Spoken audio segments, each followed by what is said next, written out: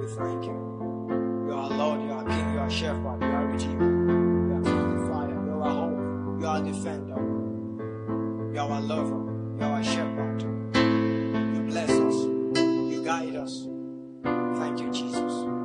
Thank you for this evening. Thank you for fellowship. Thank you for Bible study. Thank you for assembling together. Thank you for the privilege we have in you. We exalt you, Jesus. In you we live, we move, and have our being. We glorify you. We are the sheep of your pasture. We are your people. We are the apple of your eye. You watch over us. We thank you, Jesus. We exalt your name. Be glorified. In Jesus' name, we've prayed. Praise Jesus forevermore.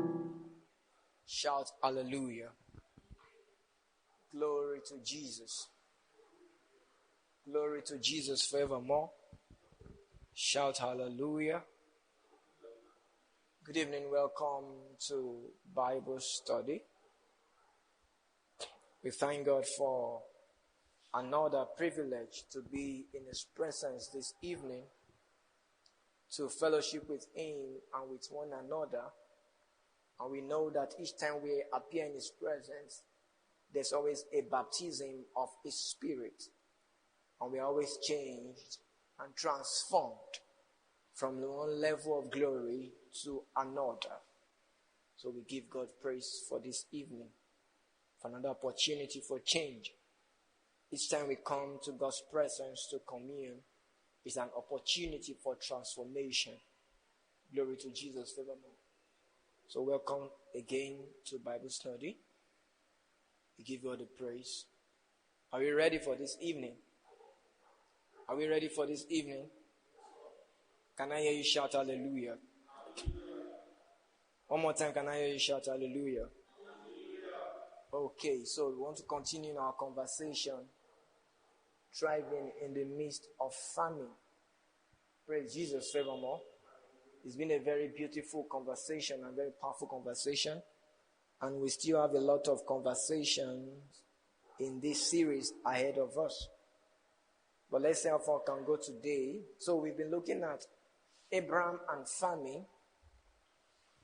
We've been looking at one or two things that we can learn from the life of Abraham and his interactions with famine. Glory to Jesus forevermore. So we've looked at the introduction. We've looked at, we're looking at Abraham and famine. We're learning one or two things from Abraham. And we'll still continue to look at Abraham and famine, but I'll divide it into another heading as we continue this series in the coming weeks, maybe from next week. Hopefully I can finish what we have here today. Then I'll move to another thing under this series next week. So, looking at Abraham and famine, I hope to finish it today or next week, Thursday. Then I now begin to look at how the Lord prepares us for the days of famine. We're going to look at how the Lord prepares us for the days of famine. Then conclusively, we'll look at principles for thriving in the days of famine. Praise Jesus forevermore. Shout hallelujah. Amen. Praise Jesus. So let's look at how far we can go in our consideration of Abraham and famine. Then I'll look at, starting next week or in 2 weeks' time, hopefully, how the Lord prepares us for the days of famine. And for this subheading, this teaching, for this subtopic, Abraham will still be our example. That's why we'll still learn from, still from that Genesis chapter 12. That we'll still learn from the principles of how God prepares us for the days of famine. Look at the life of Abraham, because God actually, right from verse 1, God had been preparing Abraham up until verse 10. God had been preparing Abraham for the days of famine. Praise Jesus. So we'll look at how the Lord prepares us for the days of famine. So we'll learn lessons from Abraham's life, so we can understand that these things are preparations for the days of famine. So that as the days eventually come, we will stay in the preparation and live in the victory. We also look at the principles for thriving in the days of famine. You don't just thrive in days of famine, there are principles for thriving. And for this also, we'll look at different parts of scripture to see how we can thrive in the days of famine. Look at it from the Old Testament, of the Old Testament books of the Bible, to the New Testament, even up to the time of the early Christians, and their interactions with the days of famine. Praise Jesus forevermore. Shout hallelujah. The most important thing about these teachings is not that we just listen and we enjoy them. The most important thing is that we make a resolve to practice these words, to live by the principles of this word. That's the only way we can be blessed. The Bible says it is the doer of the word that is blessed, not the hearer. Praise Jesus forevermore. So let's continue our lesson as we continue looking at Abraham and famine. So we continue looking at the life of Abraham last week, and began to see how that famine want us to go into Egypt, and that when we're about to enter Egypt, we have two experiences. One, begin to live life by scheming, we begin to lean on our own understanding. And two, we begin to redefine destiny relationships. And that when we eventually enter Egypt, when we eventually come into Egypt, one thing is sure to happen to us. What will happen to us? We will lose destiny relationships. We'll begin to break away from destiny relationships. Praise Jesus forevermore. And we saw this principle from the life of Abraham. Glory to Jesus forevermore. Are we ready now? Praise Jesus forevermore. Martins, how are you? You are greeting God first. Before you greet me, are we? I'll wait for you to finish greeting God. You now come and greet your pastor. How are you? How was market today? You people are so moving away from this area. Maybe I should tell you to stop coming to church. So that by the time you move, we will not miss you. In like how many weeks now you are moving to satellite town. I'll miss you now. She will stop her from coming to church until she moves. So that by the time she eventually moves, we won't miss her too much. I'm missing you already. Yeah, I'm missing us already. Don't go. Stay in this area. Stay in Canaan and don't go to Egypt. Don't go to Egypt. Stay in Canaan. Stay in Canaan. Oh my Jesus. Praise Jesus forevermore. You know, one thing that can pain a pastor the most, even though we can't help it many times, is members leaving for different reasons. Some are for good reasons. Some have to leave. Maybe they travel out and it's the will of God. They can travel out and not the will of God. Some relocate, they leave the area, and all of that, many things. You think you are enjoying yourself, that you are traveling to the abroad, but pastor is not happy. Even the pastor that will still pray for you for the visa to work out. You come and meet pastor, they're holding down my visa. They've not released my visa. It's like in one part of his mind, pastor is happy. But he'll still be praying for you. And he's sincerely praying for you also. Your visa now works out. Pastor, I want to thank God. I'm going to UK next week. You're happy, but pastor is not. One of pastor's members is going. This work, is real hard work. Yeah, you have to be strong. Your heart has to be strong. Mubarak, you have to be strong. It is well. When Martin is now, you don't allow me to talk. You don't let me talk like this because you're leaving. What should we do now? Cry. I want you to cry. Praise Jesus forevermore. Shout hallelujah. So are we good? Are we ready to receive God's word? Praise Jesus forevermore. So that when you eventually enter Egypt, you begin to break away from destiny relationships. Praise Jesus forevermore. Shout hallelujah. So let's continue today and see how far we can go in this lesson. Go back to Genesis chapter 12, verse 1. From verse 1 to 3. Read Genesis 12, verse 1 to 3. Are we good this evening? Now the Lord has said unto Abraham, get thee out of thy country and from thy kindred and from thy father's house unto a land that I will shew thee. Verse 2. And I will make of thee a great nation, and I will bless thee and make thy name great, and thou shalt be a blessing. And I will bless them that bless thee, and curse him that curseth thee. And in thee shall all families of the earth be blessed. Or Martins, as you go into satellite town, you'll be great. You will expand. You will experience increase. The Lord will bring you to a large place. He will bring you into largeness. He will enlarge your coast. He will extend your territories. He will enlarge your territories. He will enlarge your territories. I speak words ahead of you. I speak words ahead of you. I speak words ahead of you. I say the land shall yield its increase for you and your family. That land shall yield its increase for you and your family. That land shall yield its increase for you and your family. You will go there, you will buy lands, you will buy properties, you will build houses, you will do great things in that land, in that city, even to the glory of the name of the Lord. In Jesus' name we pray. And I will bless them that bless thee, and curse him that curseth thee.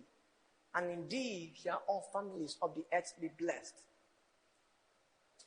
So Abraham departed as the Lord. No. Verse 3. I didn't know you entered verse 4. Okay, let's read. Go back to verse 4. So let's just read 1, 2, 3, 4, 5. So Abraham departed as the Lord had spoken unto him, and Lot went with him. And Abraham was 75 years old when he departed out of Haran. Verse 5. And Abraham took Sarah his wife, and Lot his brother's son, and their substance that they had gathered, and the souls that they had gotten in Haran, and they went forth to go into the land of Canaan. And into the land of Canaan they came. What's in verse 6?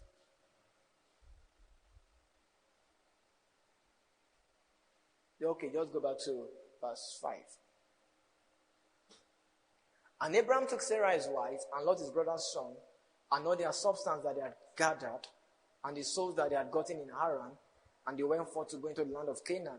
And to the land of Canaan they came. Praise Jesus forevermore. Father, we thank you for grace this evening. We trust you for utterance. We thank you because there's utterance and there's grace and there's entrance, and our hearts are enlightened.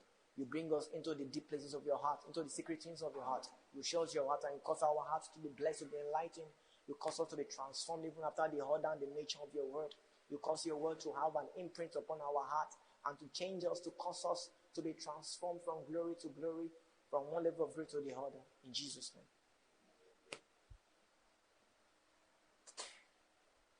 Amen. Verse 10. Verse 10. Verse 10. And there was a famine in the land, and Abraham went down into Egypt to sojourn there, for the famine was grievous in the land. So when we started this conversation, Abraham and famine, one thing we said was that in verse 1, Abraham received what? Abraham received the will of God. And in verse 2 and 3, he received what? The promises of God. Amen. Then in verse 4 and 5, he took a journey to act out the will of God. I eventually came into Canaan. Praise Jesus forevermore. Then in verse 10, a famine arose in the land. And this caused Abraham to depart from the land where God had sent him. Amen. Into the land of Egypt. Are you following me? He started his own journey. The journey that God has not set him on. Praise Jesus forevermore. Don't forget, this is the same man that had received the will of God and the promise of God in verse 1 and 2 and 3. And this is the same man that was already at the center of the will of God. The Bible says, and they went forth to go into the land of Canaan, and into the land of Canaan they what? They came. That's verse 5. They came. Are you following me? So you need to understand that for you, engaging the will of God and keeping your eyes on his promises must be a constant and perpetual thing. You understand?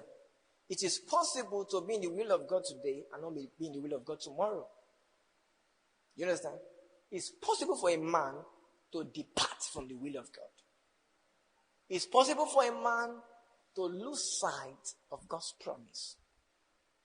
So you must make a decision from your heart by the help of the Spirit of God that regardless what happens, you're going to do what? You're going to stay true to the will of God and keep your heart on His promises. Are you following me? And one of the things that causes a man to dissociate from the will of God and the promise of God is what? Famine. Is the experience of famine, is affliction. Are you following me? Now, I've been saying since the beginning of this teaching that in the times of famine, in the midst of famine, God is looking out for the manner of person that we are becoming. Are you following me? Are you with me? In the midst of famine, God is what? Looking out for what? For the manner of person that what? That we are becoming. Did you hear that? Can you say in the midst of famine, God is looking out for the manner of person that I am becoming. Are you following me? When God showed you His will and you began to follow it, are you following me? God is not a deceit. Are you following me? And when He gave His promises and you began to believe it, He's not still deceived. He's not deceived yet. Are you following me? Because it is the furnace of affliction that reveals who a man really is. Are you following me? It is what?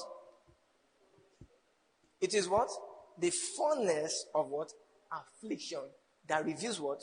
Who a man really is. You don't know a man until there's crisis. Are you following me? Can I talk to you? You don't know yourself until there's crisis. Don't assume you know yourself. Are you following me? Don't assume you know yourself. Are you following me? Even God that knows all things, knows the beginning from the end. Are you following me? To truly test our character, He waits for affliction. Not because He doesn't know, but He wants us to be sure that we are bad. So that when He begins to repair us, we know that it is God that repaired us, God that helped us. Do you understand what I'm saying? God knows what you do. If you have $10 billion now, He knows what you do. You don't know, Mubarak, you don't know what you do if you have $10 billion now. You don't assume you know what you do. You don't know. Sincerely. When Martin says she knows. You don't know. You don't know sincerely. Maybe you want to move to satellite town. If you have $10 billion, you won't move to satellite town. Nigeria will be local. This is like you're saying, Pastor, I miss you. You would have forgotten you know that a church ever existed that is called GCCC Gondo. You and your family are taking the next flight to Dubai. If you remember to call me, beautiful. Pastor, we are now in Dubai, we are enjoying the grace of God. You don't know what you will do next.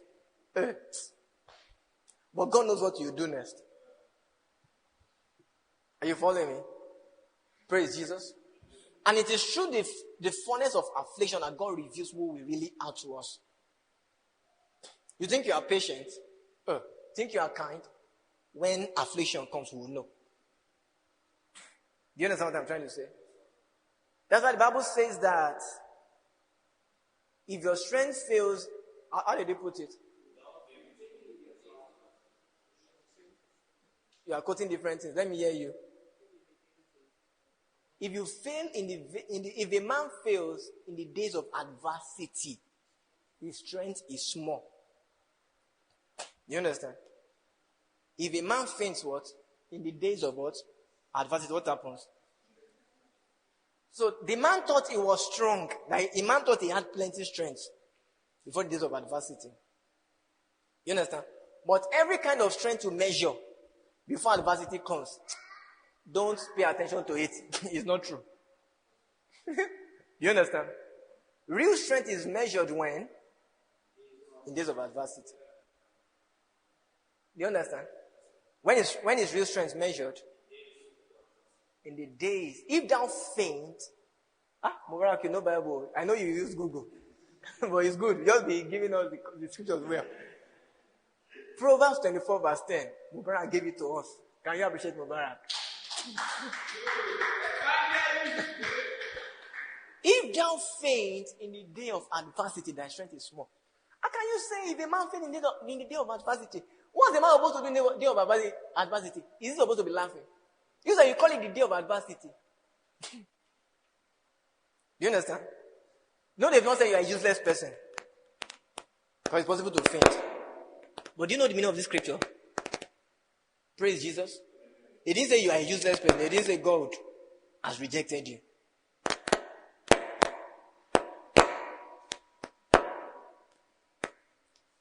Praise Jesus forevermore. May we not faint in the day of adversity. They didn't say you are a useless person. They didn't say God has rejected you. They said what? What did they say? Thy strength is small. They say, and they now personalize it that if you fail in the day of adversity, your strength is small. Do you know what they are talking about? They are saying, wait, don't measure your strength yet. Don't measure the level of your strength yet. Wait for what? The day of adversity. That you cannot know the correct measure of your strength until the day of adversity comes. That's when you know the correct measure of your strength. Don't overhype yourself yet. Are you following me? Praise Jesus forevermore. So, adversity reveals the inner strength of the man, reveals the inner character, the inward character of the man. Are you following me? Praise Jesus forevermore. So, God had given Abraham promises and had given Abraham his will. Abraham has said, we are on our way to Canaan. We are marching to Canaan. We are in the will of God. And unto Canaan, they came. And they were in Canaan. I am doing the will of God. I am a perfect man. I am running the will of God. God is just looking at the man. You are doing my way. Let's see now. I'm now a doer of God's will. I'm perfect in all the will of God. God said, don't worry. Me, I know you. But you don't know yourself. So I will show you yourself. You understand? God does not, it's not God that brings famine, no. But God uses famine to test our character and show us our character. He uses affliction, crisis. Are you following me? Are you following me? See, when crisis comes, when affliction comes, what appears of you or from you is who you really are. Are you following me? For example, when you don't have money, are you following? When things are not fine, the way you behave is your real you. Your real you is not when there's plenty money. You're not laughing with your paddy. Paddy, that's not you. You is when there's no money. How is you? How are you? When there's no money, that is you. Do you understand? So, in the midst of famine, God's looking at what? For what? For the manner of person that we are becoming. Famine has the intention of changing us. Are you following me? Are you with me? Famine does what? Has the intention of changing us. And not only so, famine has the capacity to change us if you allow it. You understand? Affliction, crisis, famine, calamity, they do what? They have the capacity to change us. You understand? But they don't have to change us. Because before verse 10, there had been verse 1 to 9. Are you following me? Before famine came, the Lord had been preparing us for the days of famine. You understand? So, our response to famine in the days of famine, are you following me, is a function of how much we have embraced the preparations of the Lord. It's a function of how much inward strength, inward character we have built through the trainings of the Lord.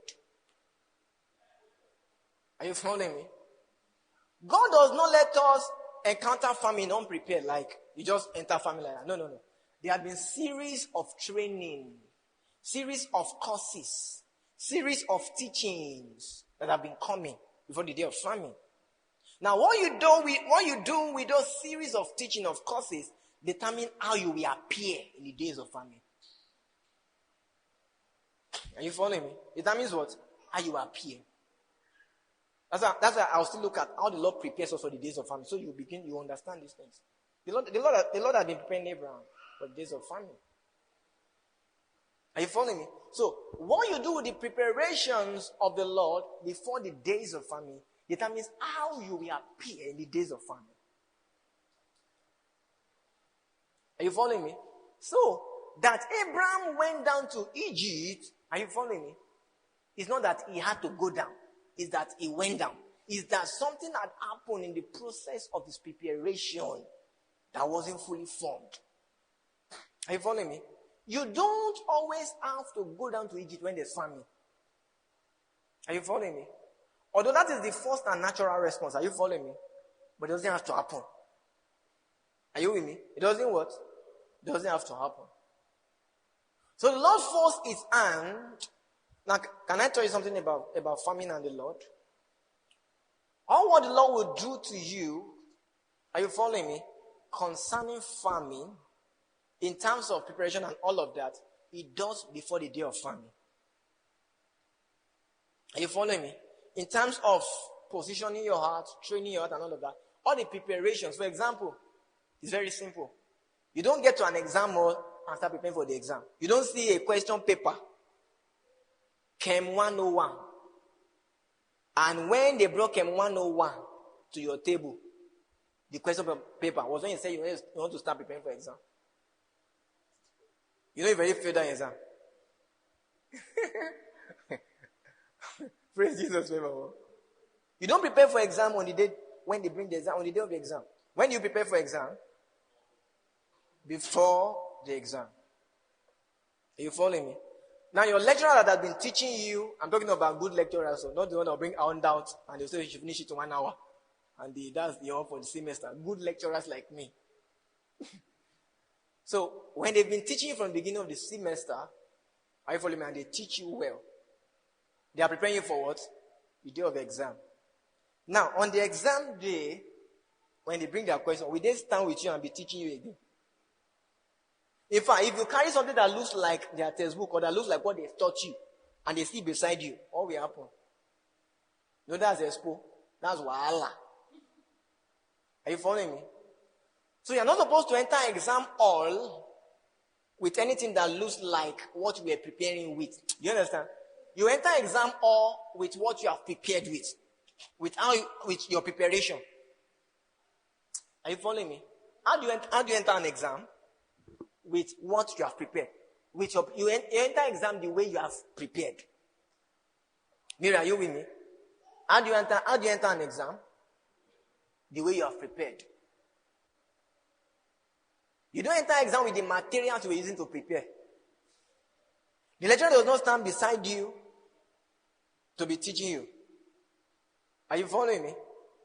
If you have any question to ask him, you can ask him actually, because some of the questions might not be clear. But there might be some constants that you need to use. You ask him that, which constant?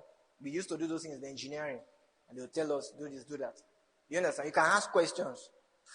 Not for the answer, but still on the question. You can ask questions on the question for clarity. Is that true? So the examiner can be with you and he comes to check. And most times in engineering, the lecturers will come at that time to check if their questions are clear enough. Are you following me? Praise Jesus forevermore. If you don't have any problem with it. Are we ready now? So God, as your lecturer, has been preparing you. He did not see. Famine did not come and God now plays an exam question before you. This famine is your exam question. But it's not that God is not like some of Nigerian university lecturers that will not come to class, that will come once, they not give you exam question. Are you following me? Before famine came, before this exam, and can I talk to you? Famine is an exam that every man will go through in life. And it's not once, you go through it in different phases. Are you following me? But before this exam, the handout for this exam, the curriculum for this exam, the syllabus, God had finished it back to back. He had taught you. Don't worry, I'll still look at how the Lord prepares us for the day of famine. And see from Genesis chapter 12, 1 to 9. You see how the Lord was preparing Abraham. God had done what? He had taught you what? Back to back. Are you following me? He had done what? Taught you back to back. God had been preparing you before famine comes at different stages of your life. He had been preparing you what? Back to back. He had been preparing you at every time. In every season. He had been preparing you. Are you following me? So on the exam day, in the days of famine, what does the Lord do? He watches. Are you following me? He watches you. He watches to see what? How you will respond. Are you with me? He watches and looks out for the manner of person that you are becoming. Do you understand? Are you following me? He looks out for what? For the manner of what? Person that you are becoming. Because each of your response, are you following me? Each of your response to famine or in the days of famine, are you following me? Is a tool for transformation. Are you with me? The way you respond in the days of famine, days of affliction, is a what? Is a tool for transformation. It's changing you. Are you following my friends? Are you following me? Are you with me? The way you respond in the what? In the days of famine is a what? Is a tool for transformation. It's changing you. You think you are just responding? No. You're not just responding, you are what? You are changing. You are doing what? You are changing. So God begins to look at you as you are writing your exam. Begins to look at you in the days of famine. Begins to see how you are responding. In other words, begins to look at what manner of person you are becoming. And there are only two questions in God's heart when it comes to the days of famine. As He looks at you. There are two questions where? In God's heart. These two questions are from verse 1 to 3. Verse 1, 2, 3, 4, and 5. Don't forget, in verse 1 and 2 and 3, Abraham did what? Received the will of God and the promise of God. And in verse 4 and 5, he actually came into what? To settle in the will of God. But in verse 10, he left. So what is the question of when verse 10 comes, and there was a famine in the land? Forget the other statement. Are you following me? Or read, and there was a famine in the land, and the famine was grievous in the land. There was a famine in the land, and what is the degree of the famine? It was grievous. It was very high. No Allah.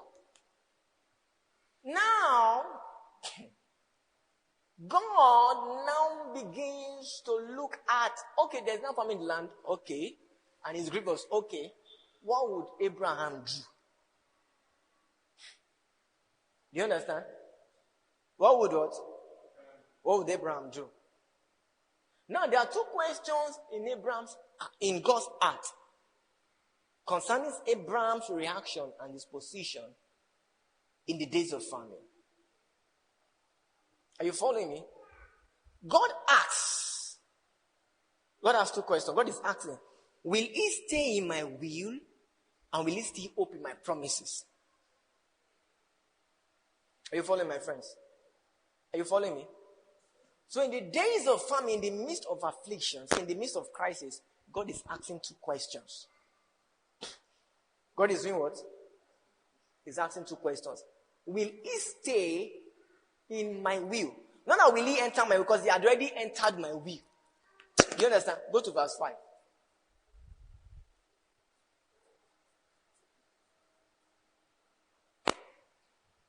And Abraham took Sarah his wife and Lot his brother's son and all their substance that they had gathered and the souls that they had gotten in Haran, and they went forth to go into the land of Canaan.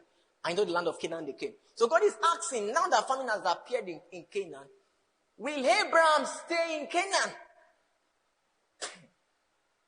Are you following me? Will he stay in my will? Some of you had always been in the will of God until famine came. Until crisis came, until afflictions came, until scarcity came. So God is asking, will he stay in my will? Because you had already come into the will. Are you following me? So it's not enough to come into the will of God. You must stay there. You must stay in the will of God.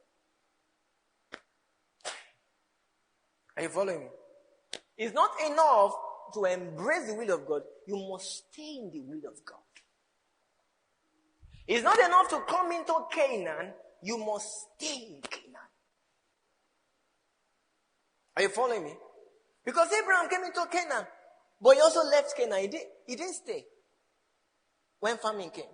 So God is asking always, will he stay in my will?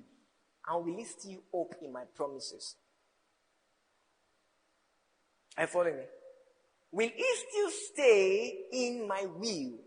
And will he still hope in my promises? Many of us, when famine comes, when crisis comes, when affliction comes, are you following my friends? We are quick to depart from the will of God. And we are quick to lose sight of the promises of God. Are you following me? And this shows the manner of person that we are becoming. Are you with me?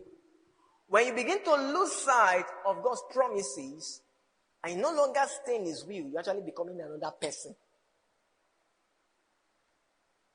Are you with me? You are becoming what? Another kind of person. You are becoming unstable. Are you following me? You are becoming what? Unstable. Praise Jesus forevermore. So God is asking you also the question that in the days of famine, in the times of afflictions, when things appear not to be working, will you stay in my will? Will you still stay in my will? And will you still hope in my promises? Because the promises of God confers hope upon a man's heart. Are you following me? The promises of God do what? Confers hope upon our heart. So God is asking, will this man still hope? God is just watching, just standing by the corner. Will he still hope in my promises and will he still stay in my will? Even though affliction has risen. Even though famine has come. Do you understand? Praise Jesus forevermore. And whatever answer you give God, are you following me? Is actually forming you into a kind of man. Praise Jesus forevermore. Shout hallelujah. Is what? Is forming you into what? A kind of man. Praise Jesus forevermore.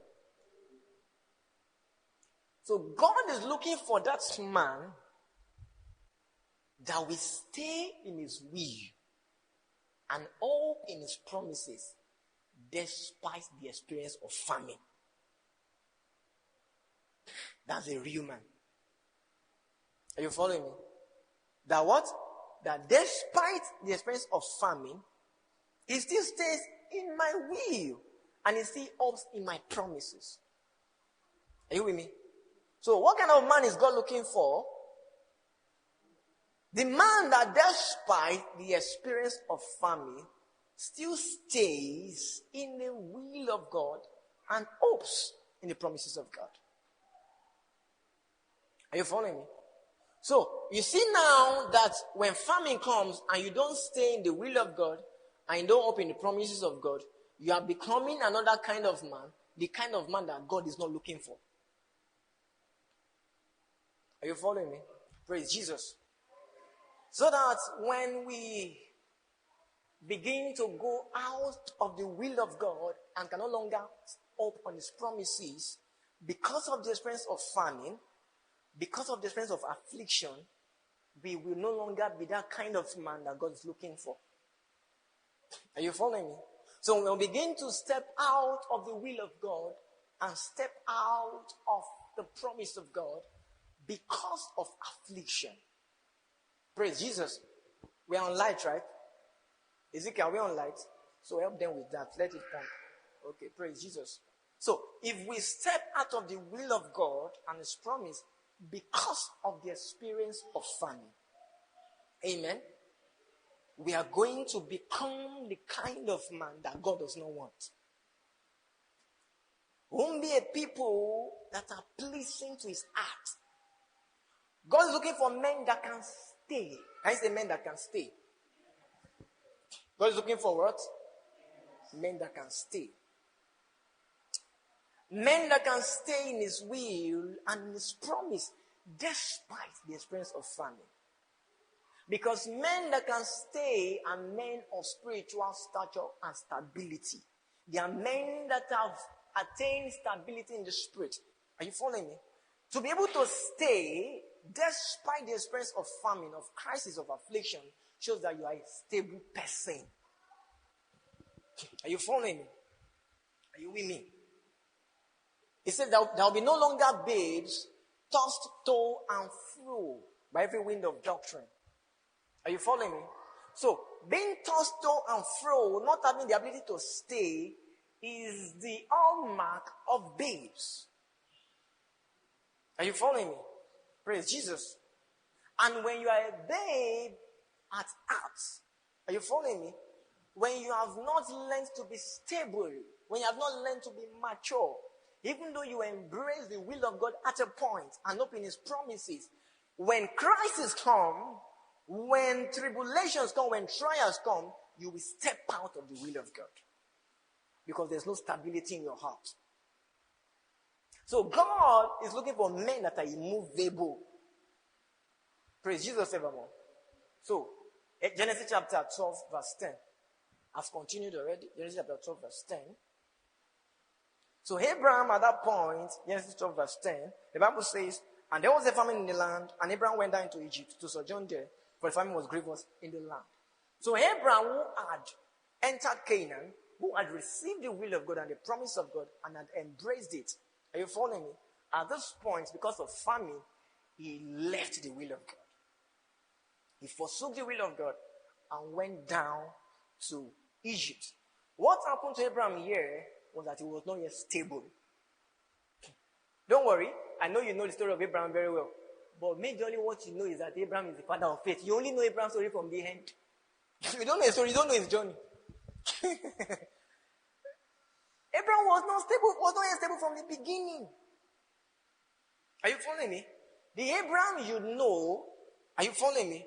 Which is his end, would not have gone down to Egypt. It was already that kind of Abraham at this point. Are you with me? Are you with me? Are you following me? The one you know, the Abraham you know, the end product of Abraham, what he actually became. At this point, regardless how great the famine was, Abraham would have stayed where the Lord told him to stay. Are you following me? So this was not yet the Abraham that God was looking for. Are you following me? Praise Jesus forevermore. Shout hallelujah. So this Abraham was still unstable. Are you with me? Praise Jesus forevermore. Shout hallelujah. Amen. So, you need to understand something. I said that God had been training Abraham, preparing him for these days of famine. Are you following me?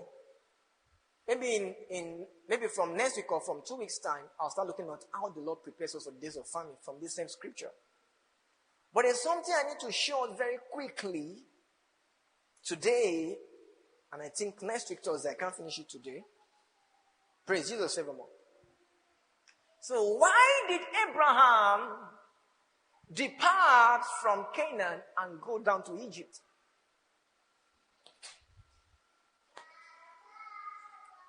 Why did Abraham, who had received the will of God and the promise of God in verse 1 and verse 2, and who had walked into Canaan and had come to Canaan in verse 4 and 5, why did he get to verse 10 and leave the land of Canaan and went down to Egypt? Why? Who can tell me why?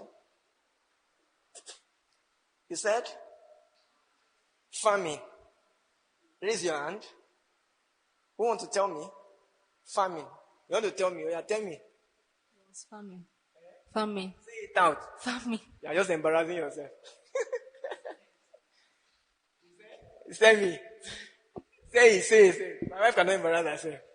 It's only Mary that can embarrass herself. Whatever my wife says is the answer.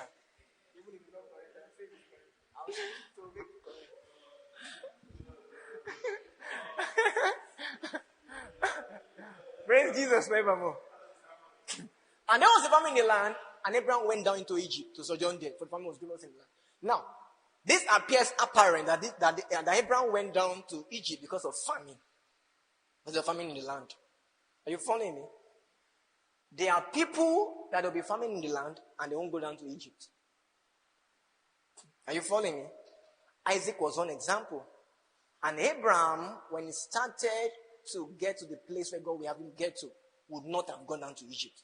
So famine was not the reason why Abraham went down to Egypt. Famine was an occurrence. Are you following me? This crisis, this affliction was an occurrence that was common to everyone at that time. Just like we have many evils, many occurrences common to us in our days. But you'll find that our response to crisis, to famine, is not the same thing. Are you following me? So the problem then cannot be the problem. The problem cannot be the crisis. The problem cannot be the famine. Are you following me? The problem of Abraham was the problem of faith and patience. Are you following me? At this point, Abraham had not yet learned the character of faith and patience. Although, through the preparation process, he was supposed to have learned it. But at this point, he had not yet learned it. And that was down to try to show us this evening. Are you following me? So, Abraham departed from the will of God and consequently the promise of God because he lacked, at this point, the character of faith and patience. Even though eventually, the Bible now tells us that we should follow Abraham's example of faith and patience. At this point, he didn't have it. and I'm going to show you. Are you following me? Are you with me? What I want to show us this evening is the character we need to stay in the will of God, despite the experience of famine.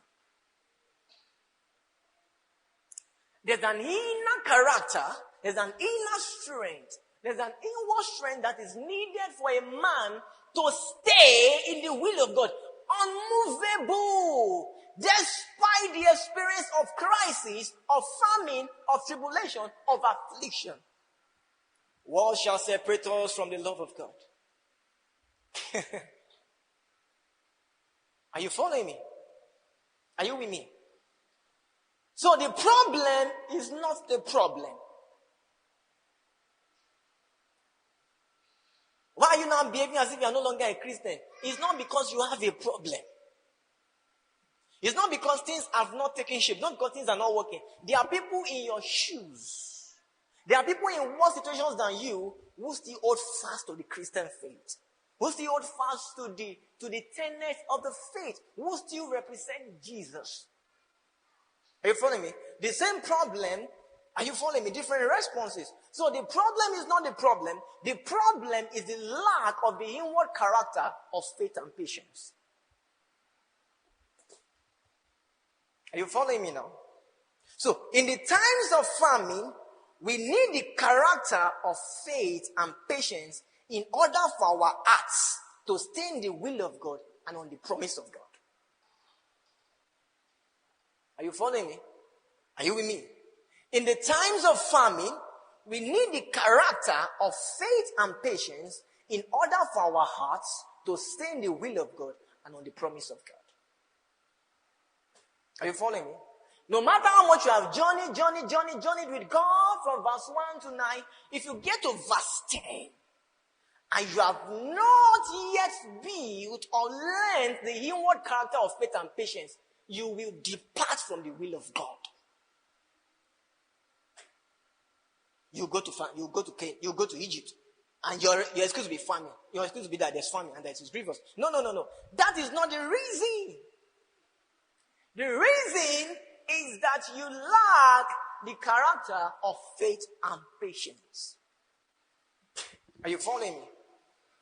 My friends, there is no famine so great that can move a man of faith and patience away from the will of God.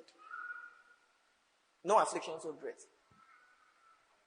It doesn't exist. Are you following me?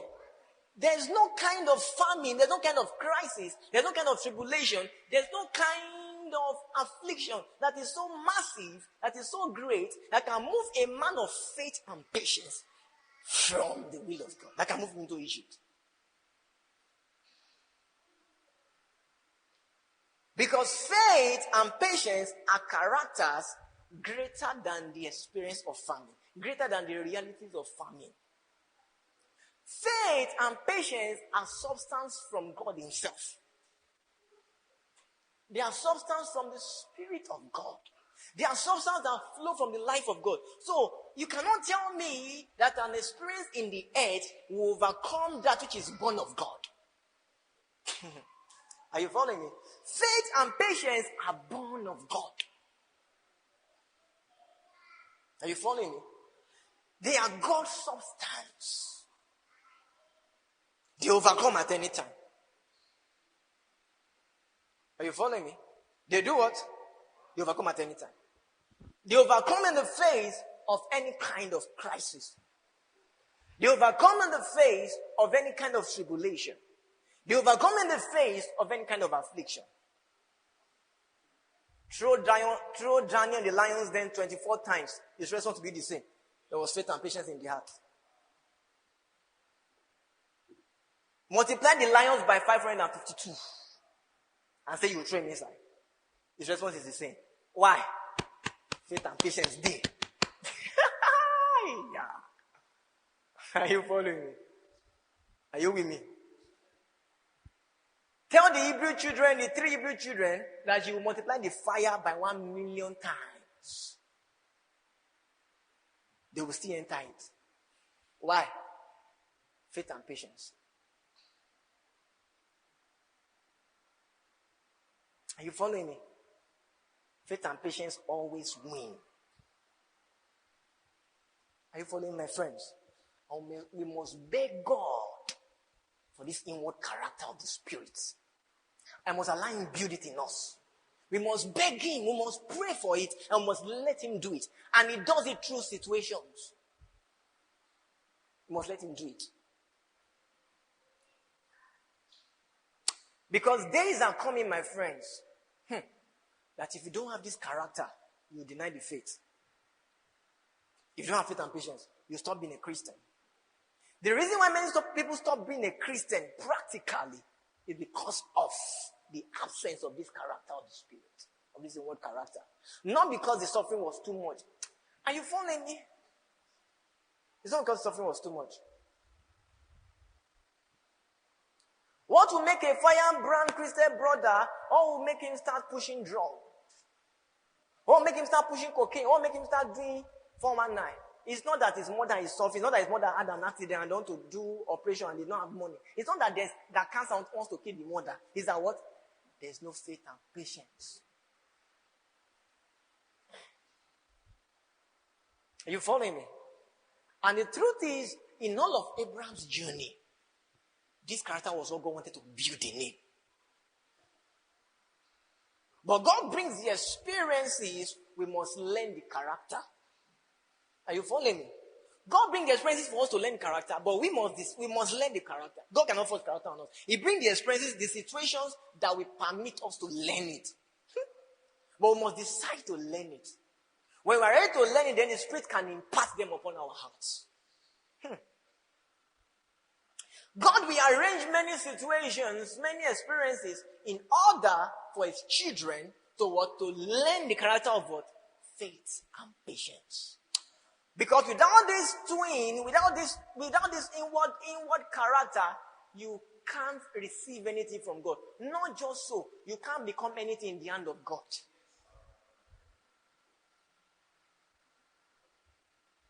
Are you with me? Are you following me? Without the inward character of what? Faith and patience, not just that you can't receive anything from God, you can't become anything in God's hand. Why? Because you can't stay where God asks you to stay. Are you following me? You can't stay where God asks you to stay. You will depart. And can I tell you the truth? You will have valid reasons for departing. And there was a famine in the land. And Abraham went down into Egypt, for the famine was grievous. Why did you leave? There was famine. Why did you leave? The famine was grievous. No! You don't have faith and patience.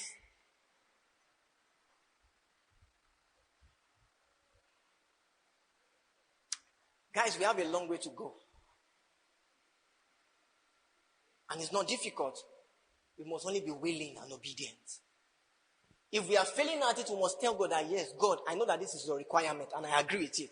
But Lord, I'm failing. Help me. We must agree with God's terms. We must agree with the way God has ordained things. Are you following me?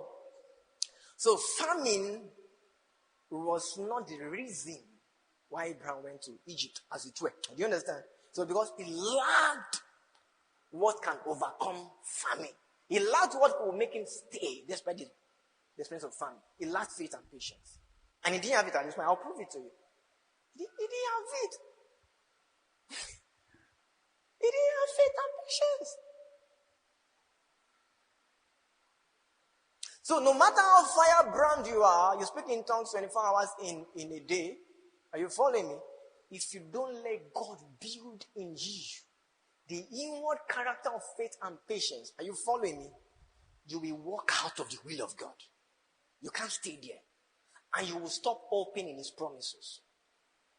You will begin to pursue your own ways. Begin to walk in your own journey. You pursue things that God did not design for you. Are you following me? So you had better pay attention to your journey. Because God is aiming at building this character in you of faith and patience. Are you following me? He's aiming at what? He's aiming at building faith and patience.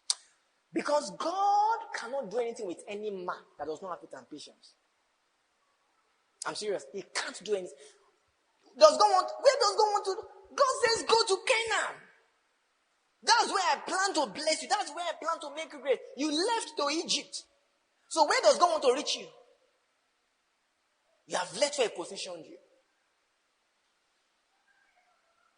Are you following me?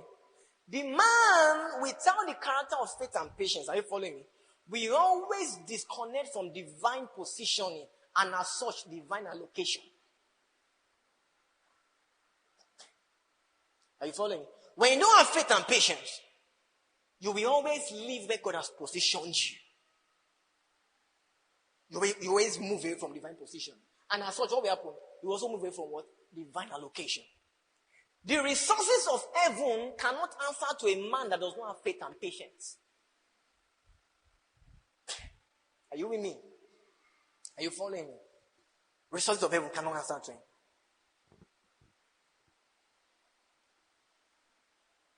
We don't waste the resources of heaven on a man that doesn't have faith and patience. When a man lacks faith and patience, are you following me? We're not thinking of lavishing heaven's resources on him. We are thinking of restoring him. We are thinking of, are you following me? But heaven can lavish any kind of resources on a man who has faith and patience. Are you following me? Faith and patience are the twin inward character for carrying anything divine. Oh my God. Can we just pause the time? Friends, I hope we'll have time one day. I hope we'll have time. I'm already under the pressure of time now. And I've never started my teaching. Are you following me? Faith and patience are what? Are the twin inward character for a man that will carry what? Anything divine. Anything divine. Anything divine. Guys, you can't carry anything divine without faith and patience. Because you will always leave the position where they kept you in order to give you something divine. God told Abraham, go to the land I will show you, and I will bless you. So, the promise is attached to the will. It's attached to you staying where they say you should stay. So everything divine they want to give you is inside where they put you, where they positioned you. But faith and character, faith and patience, the lack of it will make you run away from where they put you. And when you live where they put you, what they want to give you can be given to you. Are you following me? Guys, if you want to carry the divine substances, if you want to carry the things of heaven, the things of God, we must have faith and be patient. Are you following me? Praise Jesus forevermore. So I said, in the times of famine, we need the character of faith and patience in order for our hearts to stay in the will of God and on the promise of God. Are you following me now? Praise Jesus forevermore. Hebrews 6 verse 12. Hebrews 6 verse 12. Glory to Jesus.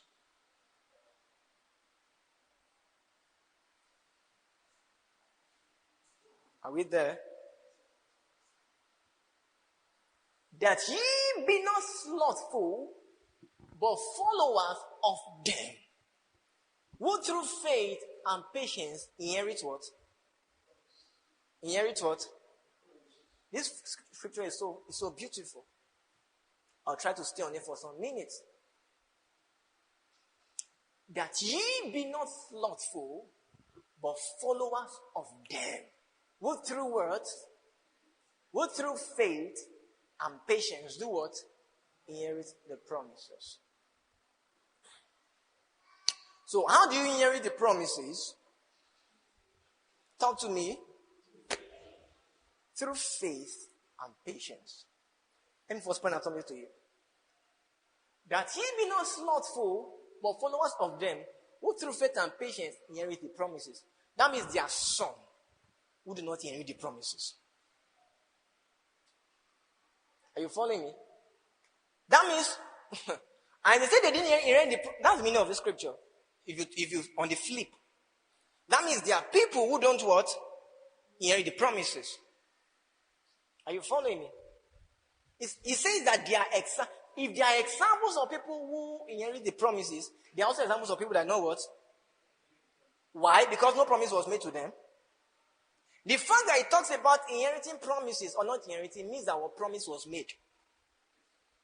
Are you following me? So there are some people who do not inherit the promises. That means promises were made to them. God sent them on the journey of partaking of divine things, of the things of heaven, of the things of God, of the substances of God. Are you following me? But they failed to inherit it. The apostle says we should not follow their examples. Are you following me? Are you following me? And why didn't they inherit the promises? They lacked faith and patience. So the apostle says, don't follow their example. Are you following me? Thank God for Abraham. And Abraham is 1 in a million. Because God intended to use him as an example of something. Are you following me? Not everybody goes down to Egypt and returns to Canaan. Are you following me? Not everybody. I've explained to you before, he went there to sojourn. That was the plan. He wanted to become a permanent resident. It was mercy that brought him back. Are you following me? Praise Jesus. If you leave Canaan and go to Egypt, that act is a proof that there's no faith and patience in your heart. That operation is enough to disconnect you from the promises. Because you have left where the promises can come to you, where it can happen to you. Are you following me? So, Paul says, don't follow the example of those who did not or who do not inherit the promises because of lack of faith and patience. They are the types that go down to Egypt when there's famine. Are you following me? They are the types of Abraham before the Lord perfected his work in his heart. Are you following me? Are you with me?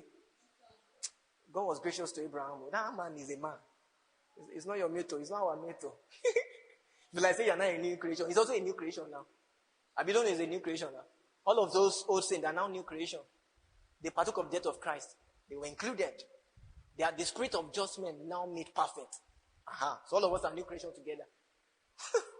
So don't say, me, I'm greater than Abraham and new creation. He's a new creation too. And before he became new creation, he had started experiencing kingdom realities. It's not your mate. If you try what Abraham tried, you might not come back. Because they are not using you as one example for the whole world. You are not an example of the father. You are not the one that will bet faith. You are not the father of faith. You understand? You are not the father of faith. Praise Jesus forevermore. So if you lack faith and patience, you won't be able to inherit the promises. So Abraham actually was already on the journey to not being able to inherit the promises. Are you following me? Praise Jesus. Because faith and patience were lacking in his heart. There was no faith and patience. But the Bible now says that ye be not slothful, but full of them who through faith and patience in the promises. So that means the promises can be inherited. And what was that had set Abraham on the journey of not being able to inherit the promise? What was that? Lack of faith and patience is the inward stuff. But what's the outward? Famine. Are you following me? It means that there are people that despite the experience of famine, are you following me? Through faith and patience, they stayed in the will of God. Are you following me? He said, be ye followers of them. That means there are some people, they are them, they are people, there are many. Who through faith and patience inherit the promises. Are you following me? Now, don't just look at the promises and forget about the will. The promises are attached to the will of God. Are you following me? Are you with me? The promises of God are what? They are attached to the will of God. You wouldn't receive the promises unless you have done the will. And I began to show you in chapter 12 verse 1 that what God first gave Abraham was what? His will. Then verse 2 and 3, his promises, they are together. So those who receive the promises are those who have done the will. Hebrews 10:36, we'll come back here. Hebrews 10:36. Praise Jesus forevermore. For ye have need of patience, that after ye have done the will of God, talk to me, ye might receive word. For ye have need of patience, that after ye have done the will of God, ye might receive the promise. So receiving of the promise is attached to the doing of the will. When will you receive the promise? After you have what? After you have what? Done the will of God. You can't separate it. They are not isolated. They are not mutually exclusive. They are not mutually independent. The promise depends on the will, and the will depends on the promise. So we only receive the promise after we have worked, done the will of God. But look at it again. It says we need patience. Do you understand? Are you following me? Praise Jesus forevermore.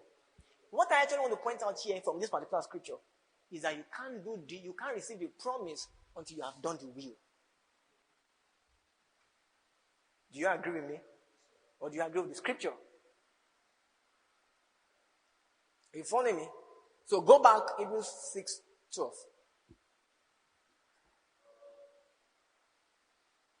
Praise Jesus. Shout hallelujah. That ye be not slothful, but followers of them who through faith and patience did what? Inherit what? The promises. But for them to have inherited the promises, they must have done what? Must have done the will. You see? Do you understand now? Huh? Are you following me? For them to have what? Inherited the promises means they have what? They've done the will. Are you following me now? Praise Jesus the more. So that means these people succeeded in doing the will and at the long run receiving what? The promises. Are you following me? And are you with me? Don't forget that famine comes to challenge you in the will of God. Are you with me? Have you forgotten Abraham, our icon for this study? It was in Canaan when famine started in the land, and there was a famine in the land. Are you with me? Are you following me? Genesis chapter 12 verse 10. Don't go there. And there was what? A famine in the land. In which land? The land that Lord has sent him to. The land of Canaan. The will of God. So famine always comes to do what? Challenge you in the will of God. Famine always arises to confront you in the will of God. Are you following me? So you can disconnect from the will of God, and not only so you won't be able to inherit the promise of God. Are you following me? Because the promises of God are attached to the will of God for your life. Are you following me? Guys, you have no greatness outside the will of God. I want to be great. I want to be great. I want to be a great person in life. Your greatness is what? Attached to what? To the will of God. Greatness is a promise. Are you following me? And promise is attached to will. So if you disconnect from will, you disconnect from promise. Are you following me? And the element that always makes men to disconnect from the will of God is what? Famine, is affliction, is crisis. So you must know what famine wants to take from you. Not only does famine want to disconnect from the will of God, you think it's just the will of God, it's just that you are not doing the will of God. It's not just that you are not doing the will of God. You will not receive the promises of God. And that is where your well-being lies. Your well-being lies in the promises of God. Your greatness lies in the promises of God.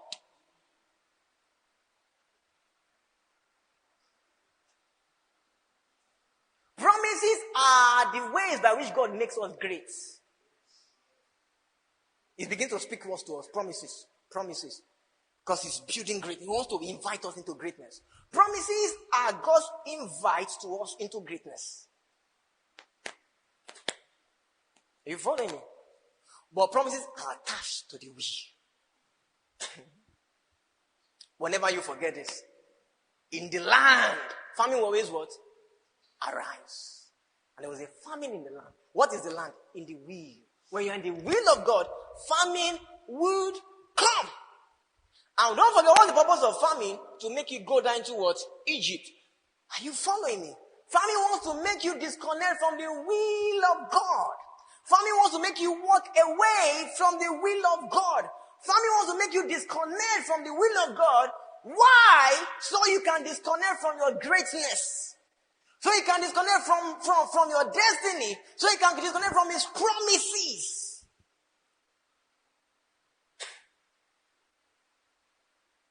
Are you following me? Abraham's greatness was in the promises. I'll make you great, a mighty nation. Promises. So greatness, are you following me? Our greatness always was in the promises of God. Are you following me? Then his promises, then his prophecies. Your well-being, your greatness, your life, your goodness, all of that, they are inside God's promises. Praise Jesus. Shout hallelujah. So I was saying that promises are what? God's invite into what? Into greatness. God starts making you aware of the greatness He has planned for you, of the great life He has prepared for you, of His goodness for you, and starts inviting you into it by giving you promises, by giving you prophecies. Are you following me?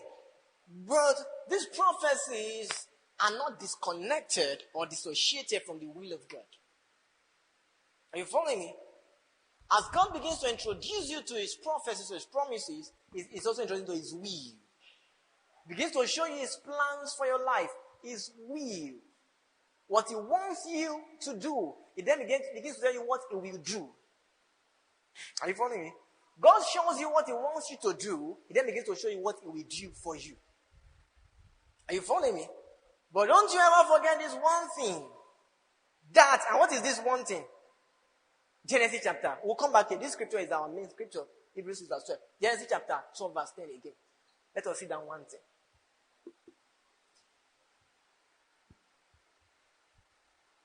Genesis 12 verse 10. Back up to verse 4 and 5. Praise Jesus. Verse 4. So Abraham departed as Lord had spoken unto him, and Lot went with him, and Abraham was 75 years old when he departed out of Haran. Verse 5. And Abraham took Sarah his wife, and Lot his brother's son, and all their substance that they had gathered, and the souls that they had gotten in Haran, and they went forth to go where? Talk to me. Into the land of Canaan. Which was the will of God, which was what the Lord said He would show him. Are you following me? And eventually what? And into the land of Canaan, they came. So they came into what? The land of Canaan. They came into the will of God. You know, many Christians come into the will of God, but they depart eventually. Because of famine. But not because of famine. Because they lack the work out of what? Faith and patience. Now go back to verse 10. So don't forget, where was Abraham? Talk to me. In Canaan. In Canaan. It was still in Canaan. And look at verse 5 again. You are not following Bible. Go back to verse 5 so that this guy will not think we are scamming him. let me read it for you again. And Abraham took Sarah his wife, and Lot his brother's son, and all their substance that they had gathered, and all the souls that they had gotten in Haran. And they went forth to go into the land of Canaan, and into the land of Canaan they came. So where was he? Canaan. Yeah, verse 10. So Abraham had journeyed into the land of Canaan. He was in the will of God. Just like many of you are aware, in the will of God. Or we are in the will of God. I hope it is in the will of God. Praise Jesus forevermore. Now watch this closely. And there was a famine where? In the land. Can you say in the land? And there was a famine in the land. In which land? In a strange land? In which land? In the land of Canaan. In the land that God commanded him to go. In the will of God. So it is not strange that you are in the will of God and things are not still going well. It's not a strange thing. Famine always comes to challenge us in the will of God. In the land of Canaan. And what it is planned, it wants to chase us out of that land. It wants to chase us into a strange land. It wants to chase us into Egypt. Are you following me? It wants to do what? Chase us into what?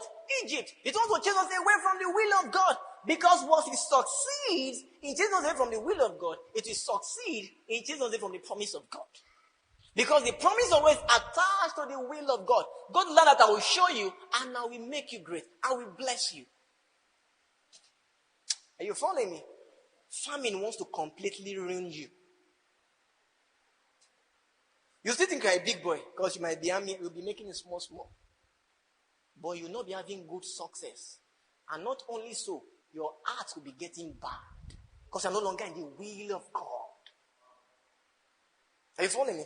Two things will be happening to you. Your heart will be getting bad. Your heart will be getting spoiled. You'll be getting hardened by the deceitfulness of sin. Because you're no longer in the will of God. And not only so, you can't have good success. Because it is the promises of God that brings you good success. And it is the will of God that makes your heart good. That keeps your heart good. That keeps your heart right. Are you following me? So don't ever forget this, that famine will always come to confront you, to challenge you in the will of God. The afflictions will always come, crises will always come to confront you where? In the will of God. That even though Jesus is in the boat, the storm will still rise. Is that not so funny? The storm should not rise when Jesus is in the boat, but it will rise. Are you following me? The parable of the sower said they received the word with joy and all of that, but because of affliction. So affliction always rises because of what? The word. Are you following me? Whenever you receive the promises of God, get ready for affliction. Are you following me? He said when affliction rose because of the word. So the word always attracts affliction. The word is a magnet that attracts affliction. The word is a magnet that attracts famine. Are you following me? Talk to me.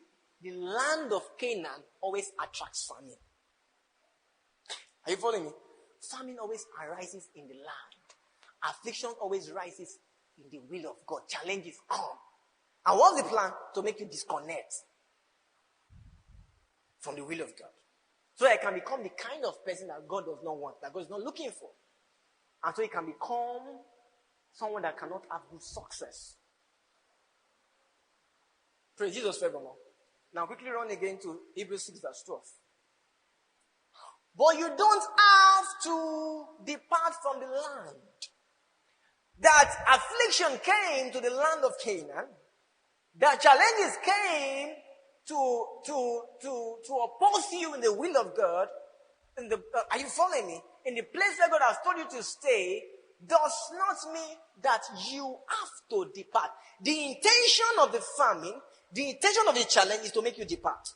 But you don't have to depart. Are you following me? And what will make you to not depart is the what? Is the character of faith and patience. That ye be not slothful, but followers of them, who through faith and patience inherit the promises. Are you following me? So for them to have inherited the promises, it means they have stayed in the will. Are you following me? Are you with me? So they stayed where? In the will. They stayed in Canaan. They stayed in the will, and as a result, they did what?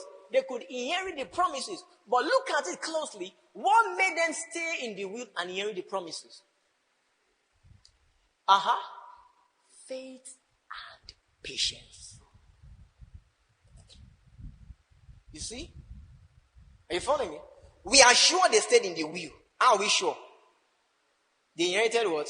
The promises. And Hebrews 10 verse 36. That after you have done the will of God, you might receive the promises. So you must have stayed in the will before you can receive the promises. So we are sure that these guys of Hebrews 6 verse 12 stayed in the will. But the Bible now shows us the secrets of their staying in the will of God. Are you following me? In the times of crisis, are you following me? In the face of famine, there's a secret to staying in the will of God and opening his promises. There's a secret. It's the inward character of faith and patience.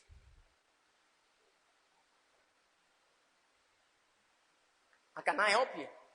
It's not a gift of the Spirit. Those people just come and just give it. It's a fruit of the Spirit that must be cultivated. Are you following me? They're not gifts. It's not prophecy. It's not. Are you following me? The fruit of the Spirit is what? Love, joy, gentleness, faith, patience. Abi, is it not part of it? Galatians 5. Faith and patience, are they not part of the fruit of the Spirit? They are fruits. Can we check? We have to come back to the scripture. They are not gifts. Gifts can be given to a man even when he's not mature. Are you following me? Are you following me? Fruits mature a man. Are you following me? Gifts have nothing to do with what? Spiritual maturity. Are you following me? They can give a useless man gifts. But when fruits are being produced in your life, it means that what? You are getting mature. Because fruits bring maturity. Fruit produces maturity and is a proof of maturity. Are you following me? Are you following me? Fruit does what? Makes us mature. And it's also a proof of what? Maturity. But the fruit of the Spirit is love, joy, peace, long-suffering, gentleness, goodness, faith, meekness, temperance. I think there's one version that says patience for long-suffering. So long-suffering is patience. Are you following me? So you see now that faith and patience are under fruit, and fruit must grow. You see now? Fruit must what? Fruit must grow. Fruit must what? Must grow. And fruit grow in the face of many kinds of conditions. There will be rain, there will be sun, there will be wind, there will be harmattan. Are you following me? That's what fruits are exposed to. Are you following me? Fruit must what? Fruit must what? Must grow. Fruit, can I use fruits? Please, let me just be free. Fruits are cultivated. Are you with me? Fruits are nurtured. They are deliberately nurtured. They are deliberately cultivated. You watch them grow. You must watch your faith and patience grow. And they grow in the face of adversity. When the sun comes shining, when the rain comes falling, you must watch your faith and patience grow. Faith and patience cannot grow without adverse conditions. The fruit of the Spirit will not grow if there are no conditions for it to grow. Why will you grow love if there's not somebody that is unloving for you to love? Are you following me? Why would you grow joy if it's not that there are reasons for you to be sorrowful, but you are not going to be sorrowful? Why would you grow peace if it's not that there's crisis around? Are you following me? Do you understand, guys? So fruit grow in the face of adverse condition. Are you following me? Fruit are the spiritual response to the negativities of the world. They are the response of the spirits. And we watch them grow. They grow. Can you say they grow? Guys, your fruits must grow. They must grow. You must allow it to grow. The brother offended you is an opportunity for faith and patience to grow. It's an opportunity for love to grow. You were cheated. It's an opportunity for what? For the fruit to grow. Are you following me? Are you with me? You were despitefully used. It's an opportunity for what? For the fruit to grow. Jesus Christ said, pray for those that what? Despitefully use you. He's giving you what? An opportunity for what? For your fruit to grow.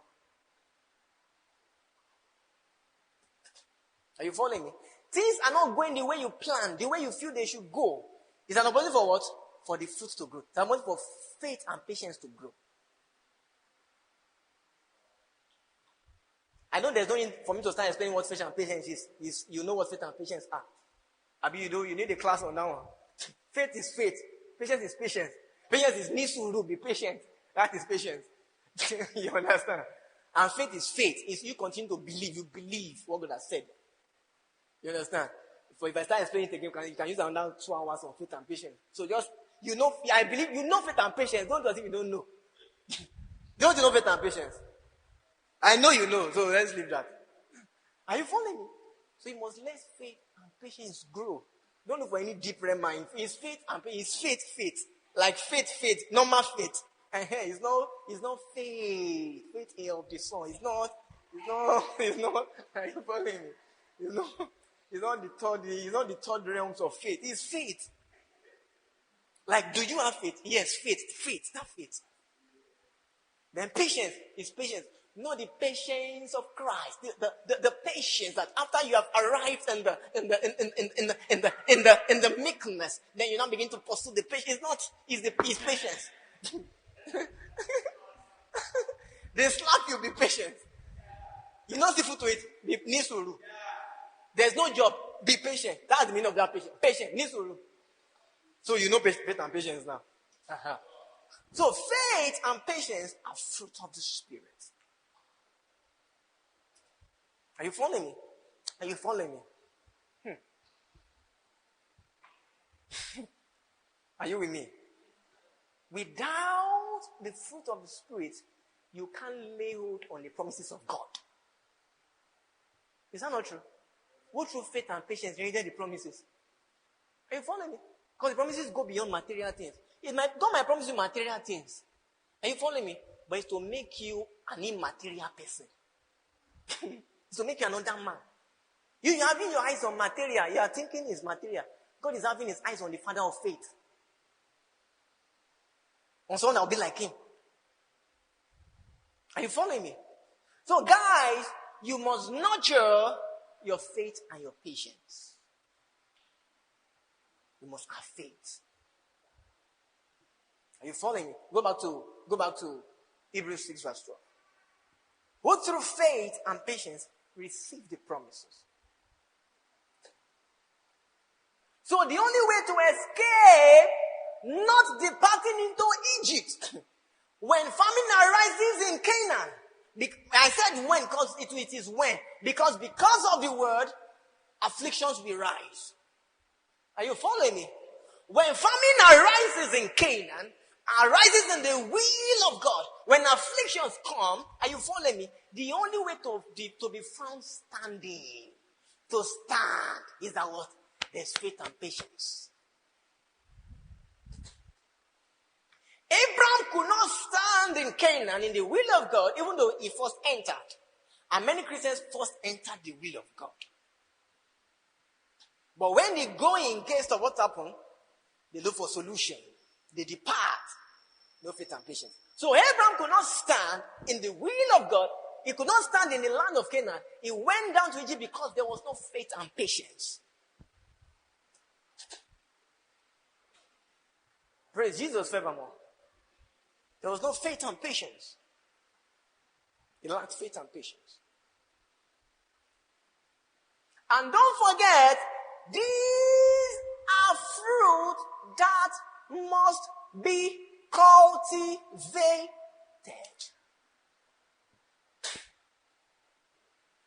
They are fruit that must grow. The Holy Spirit does not impart them to you as a gift. He helps you grow them as you are willing, as you are lying.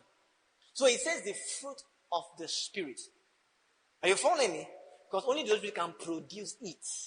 But he produces it as you allow him. As you permit him. Are you following me? And how do you permit him? You permit him when there's a situation that demands you to be fearful. And you respond in faith. You say, no, I'm not going to be fearful.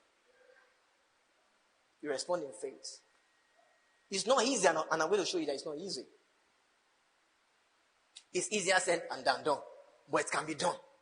Because they said be followers of them. So they are examples of those who cultivated this character, and they stayed in the will and they received the promises. The Christian life is hard work. Are you following me? The Christian life is what? Hard work. I must be at it. We can't deny the fact that we are weak sometimes. We can't deny the fact that we fail at it. Are you following me? But we can't say our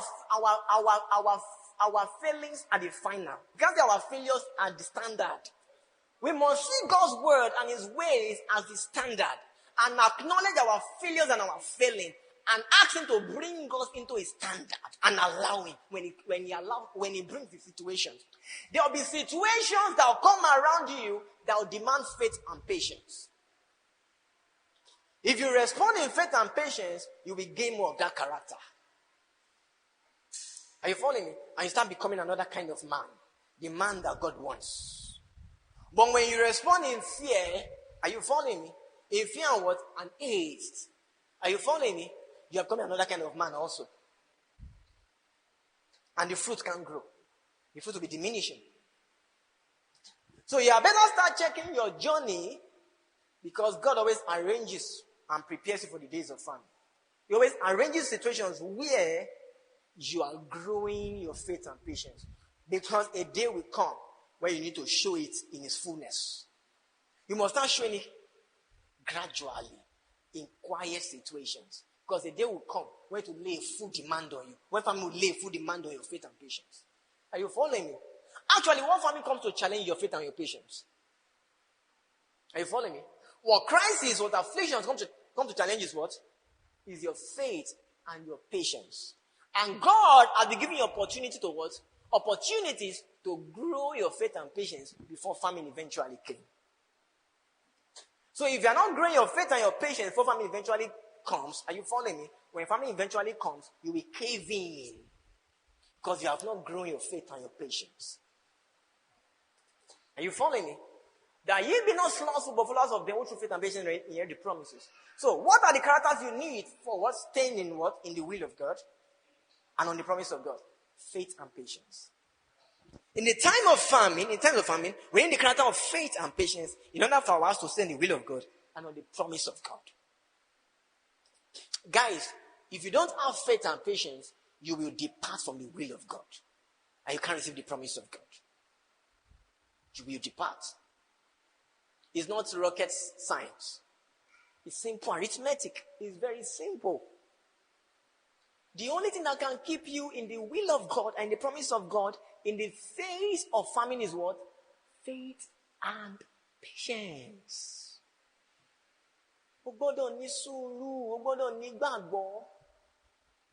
Things will happen.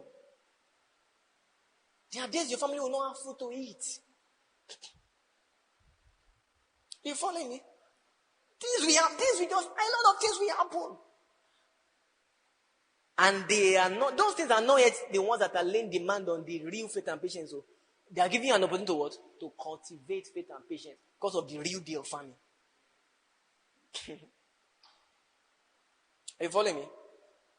Everybody will face the days of famine at different phases of our lives. We'll face it till Jesus comes. We'll keep facing it from one phase to the other. We'll keep facing it. What you have, the faith and patience you have grown before them is what you use to confront the famine. Are you following me? Are you following me? There's a very strong word that is used in this scripture now, and I'll just love to look at it before I proceed. It says that ye be not slothful. Are you following me? How can you want to talk about faith and patience, staying on the will of God and the promise of God, and talk about slothfulness? What's the relationship between slothfulness, are you following me, and being patient and having faith and patience? That ye be not slothful, but because of them who through faith and patience inherit the promise. That means if you don't have faith and patience to inherit the promise, you are what? You are slothful. That's the meaning. That's the meaning. He said, but ye be not slothful. But slothful means laziness, to be lazy. Slothful means to be indolent. Is that not what slothful is? So are you now telling me that not cultivating faith and patience is actually laziness in the spirit? That's what they call it. That is laziness. That is slothfulness. Do you know why? Talk to me, my friends. Staying in the will of God and on the promise of God is hard work. Just listen carefully. I want to make a full statement, but I just want to quickly say that. Are you following me? Are you following me? So he said that ye be not slothful. So he's talking about you inheriting the promises, and you need faith and patience, right? And inheriting the promises that is also staying in the will. Now says, don't be slothful. That means to inherit the promises, are you following me? In other words, to stay in the will of God and inherit the promises, you must not be slothful. You must be hardworking. Do you understand? Because staying in the will of God and on the promise of God is hard work that can only be accomplished through the inward character of faith and patience. Are you following me? That's why I said it's not easy. It's not a joke. He said, don't be slothful. It's hard work. I must keep working at it. Are you following me? Staying in the will of God and on the promise of God, are you with me, is hard work that can only be accomplished through the inward character of faith and patience. If you are going to stay in the will of God and inherit the promise of God, it is real hard work. So don't be slothful. It is hard work. It is what? It is what? Talk to me. It is hard work. It is a hard work that is harder than hustling. It's very hard. It's a hard work. But it's a hard work that can be accomplished. Are you following me? And how is it accomplished? It is accomplished through the inward character of what? Faith and patience. So, to have faith and patience is to be hardworking towards the promises of God. Are you following me? To have faith and patience is to be hardworking in staying in the will of God and in receiving the promises of God. To have faith and patience is to be hardworking in staying in the will of God and in hoping on the promises of God. You have to work hard. It's hard work. The work of staying in the will of God and on the promise of God is what? Talk to me, is what? Hard work. Don't let anybody deceive that it is easy. It is not easy. You always want to go down to Egypt. But you have to work hard. It is hard work not to go. It is hard work to stay. But how is this hard work accomplished? Talk to me. By the inward character of what? Faith and patience. So staying in the will of God and on the promise of God is what? Is hard work that is accomplished by the inward character of what? Faith and patience. Are you following me? And don't forget, are you following me? Faith and patience is produced by what? By the Spirit of God. So even though it is hard work, it is the Holy Spirit that supplies the strength as you trust Him. So you must trust the Spirit of God. You must rely on Him to help you stay in the will of God despite the experience of famine. You must allow Him help you. You must trust Him to help you. That is where the work is. Do you know why it is hard work? Trusting God is hard work. Because the flesh always wants to do something. So the hard work is not a work produced in the physical. It's not that is exact. You understand? The real hard work. Because I said it is hard work that can only be accomplished by what? By the inward character of faith and patience. It's an inward character that accomplishes that hard work. So that hard work is not accomplished by outward strength. It's accomplished by an inner strength produced by the Spirit. So you have to allow the Spirit, you have to trust Him. So what is now the real hard work? The hard work of what? Of trusting the Spirit of God to help us. The hard work of admitting our failures. The hard work of admitting our weaknesses. The hard work of surrendering to Him. Labor to enter into His rest. So what's the real labor? The labor to rest. When man sees famine, his brain quickly wants to calculate how to escape it.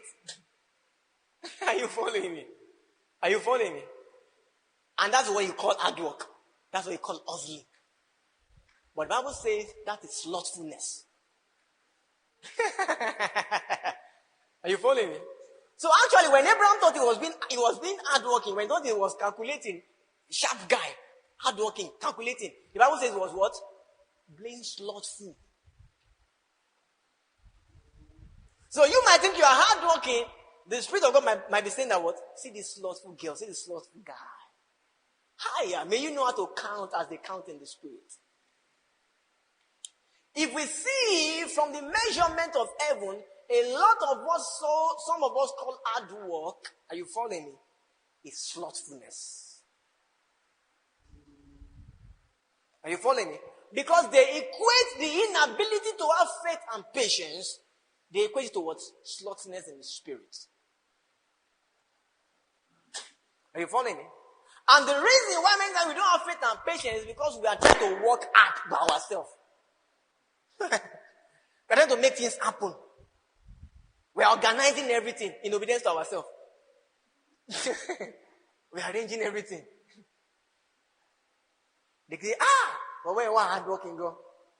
That guy is that lady is hardworking. She walks from 8 to 8. She walks around the clock. In the streets, they say, "Gay, what they were slothful, Gosha." You know that? Very slothful girl, very slothful boy. No faith and patience. Because, are you following me? Are you with me? Because this lack of faith and patience is what produces your hustling. Are you following me? That's what Abraham was doing. He was hustling. Abraham was the real hustler. And I've explained that to you. He had arranged, he had planned everything. That guy was a scammer, a real hustler. He has planned everything. If you see somebody like Abraham, the way he planned everything, would you say the guy is hardworking? Would you say he's smart? Talk to me now. Would you say that guy is very smart, intelligent? He knows how to use his brain. He's hardworking. That was real what Abraham did. Let's leave the real explanation of God now. That was real hard work, my friends. It's a calculation. And it didn't happen exactly. Was that not hard work? Hard work! But he said it is what? Slothfulness. Because what made him work that hard was what? The lack of faith and patience. And he said the lack of faith and patience is equal to slothfulness. So you had better ask yourself, all this my hard work and hustling, hope it's not slothfulness that is causing it. Hope it's not actually slothfulness. Hope it's not lack of faith and patience. Of course, if you have heard me well, you know I'm an advocate of hard work. So you must understand what I'm saying. I'm not saying go and quit your job. If you like, go and quit your job tomorrow. If you go to my house, I will not give you food. And you must still pay your offering and your tithe in church. Go and look for another job. Praise Jesus forevermore. Shout hallelujah. So actually, when Abraham thought he was working hard, it was being what? Talk to me, it was being what? Slothful. It was being slothful. Because the real hard work they recognize in the spirit is the hard work of trusting. It's not the hard work of trying. The hard work of trying your energy is slothfulness in the spirit. The real hard work is what? Is the hard work of what? Of trusting. Labor to enter into his rest. Is the hard work of resting. What shall we do to do the works of God? John chapter 6. What did Jesus Christ say? This is the what? The work of God. You should do what? You believe. So man has always had the interest of doing something. Man has too much energy. The soul is too energized. And you bring down the energy of the soul by subjecting it to rest in the spirit. The soul has too much energy. Too much energy, too much. That guy is too strong. Energy is too much for it. What shall we do to work the works of God? What shall we do to work the works of God? They said unto him, what shall we do that we might work the works of God? We want to work the works. Agbára pọ̀. Take our noise. She said, we want work. We want strength. Let us work hard. Jesus has said unto them, this is the work of God, that ye believe on him whom he has sent. It's faith. It's faith and patience. It is rest. Are you following me? It is trusting. That is the real work. So you are trusting God. And when I say trusting God, I don't mean passively. Because some Christians say they are trusting God. They are actually living a useless life. Some Christians, when they say they are trusting God, is a cover-up for a useless, directionless life. That's what I'm talking about. Are you following me? I had a phase in my own life where I was trusting God. And up to now, I'm still trusting God. But you know, there are levels of, you understand, of phases. There was one phase where I was trusting God. Are you following me? But I was not trusting God passively. But it was a phase of resting. It was a phase of waiting. It was a phase of what? Surrender. It's always a phase of surrender, but get my point. Do you understand? But I still had a clear direction. I had a clear vision for life. Are you following me? I was still doing one or two things that the Lord permitted me. There are Christians that say they are trusting God, and is another name for I am living a useless and directionless life. So that's not what I'm saying. Are you following me? So if you're in a phase where you are truly trusting God, and you are truly trusting God, your life has direction. Your life has a meaning. Just that it might not be fast. It might not be seeing what you're expecting to see, what people want to see. Are you following me? Are you with me? If you are truly trusting God, men will say you are not working. Are you following me? Are you with me? Men will say you are lazy and you are not working. But God says that what? You are doing His work. God says you are working. Are you following me? Because it is easier to labor in one's strength than to trust in God. It's easier. It's easier to get things done by yourself than to wait on God for His plans and His purposes and His pursuit. So Jesus Christ said the real work is to believe, is to have faith. So labor to enter what? Into His rest.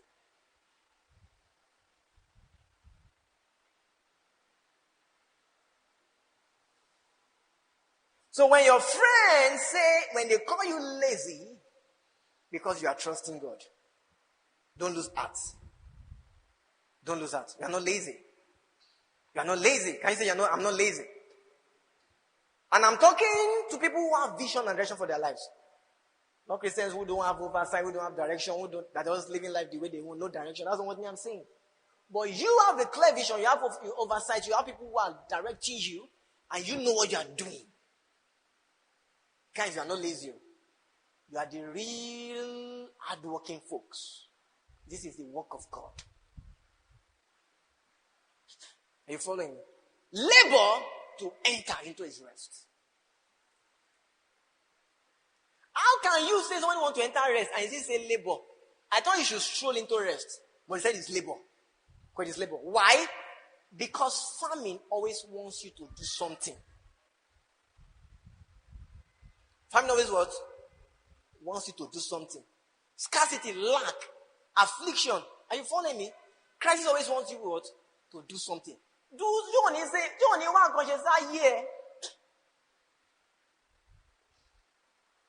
are now 33, all your mates have married. Won't you find something to do? Oh, ní lọ sórí òkè kó lọ bá bàbá tó ń gbàdúrà fún ẹ. So they will not look carnal. They will now relate it with spiritual things. This one that you have finished school for the past 3 years and you have not gotten a job. And you know you're actually waiting. You know you're trusting. And I mean you are really trusting. You are waiting. Are you following me? So you have finished, you have not gotten a job. Things are not. Hey, won't you go for 7 days deliverance somewhere? Won't you go and fast? Won't you go to the mountain? Hey, you are 35. She don't care that you finish school together. She's now the MD of so place. She now has 3 twins. What are children? She has 3 twins now. Won't you find something to do? Won't you increase going to church? Maybe you should increase your going to church, your activity. Maybe you should increase it. You are just in choir. Maybe you should also join prayer bank.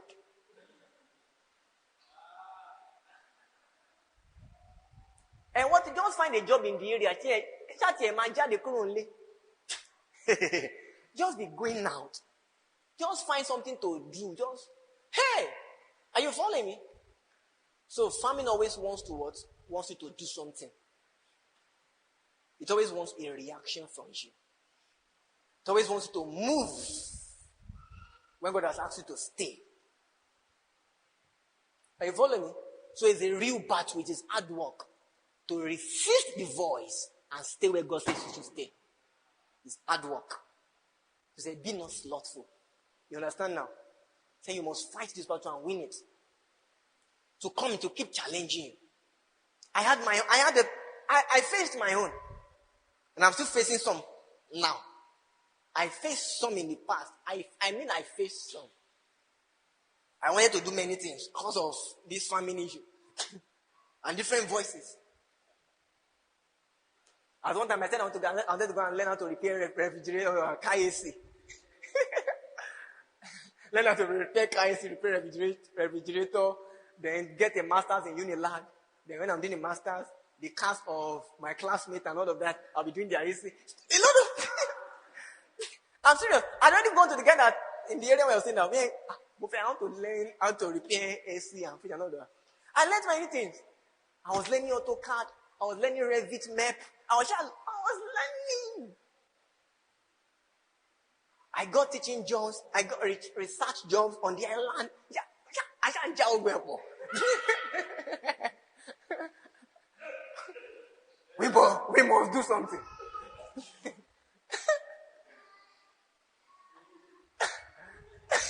Oh my Jesus. Oh Lord my God. At the time, we moved into fishing business when we got married. Fishing business. Started hatching catfish. Before I got married again, I went to many schools. I've been distributing all that thing around. That they should come and I was working with one of my friends.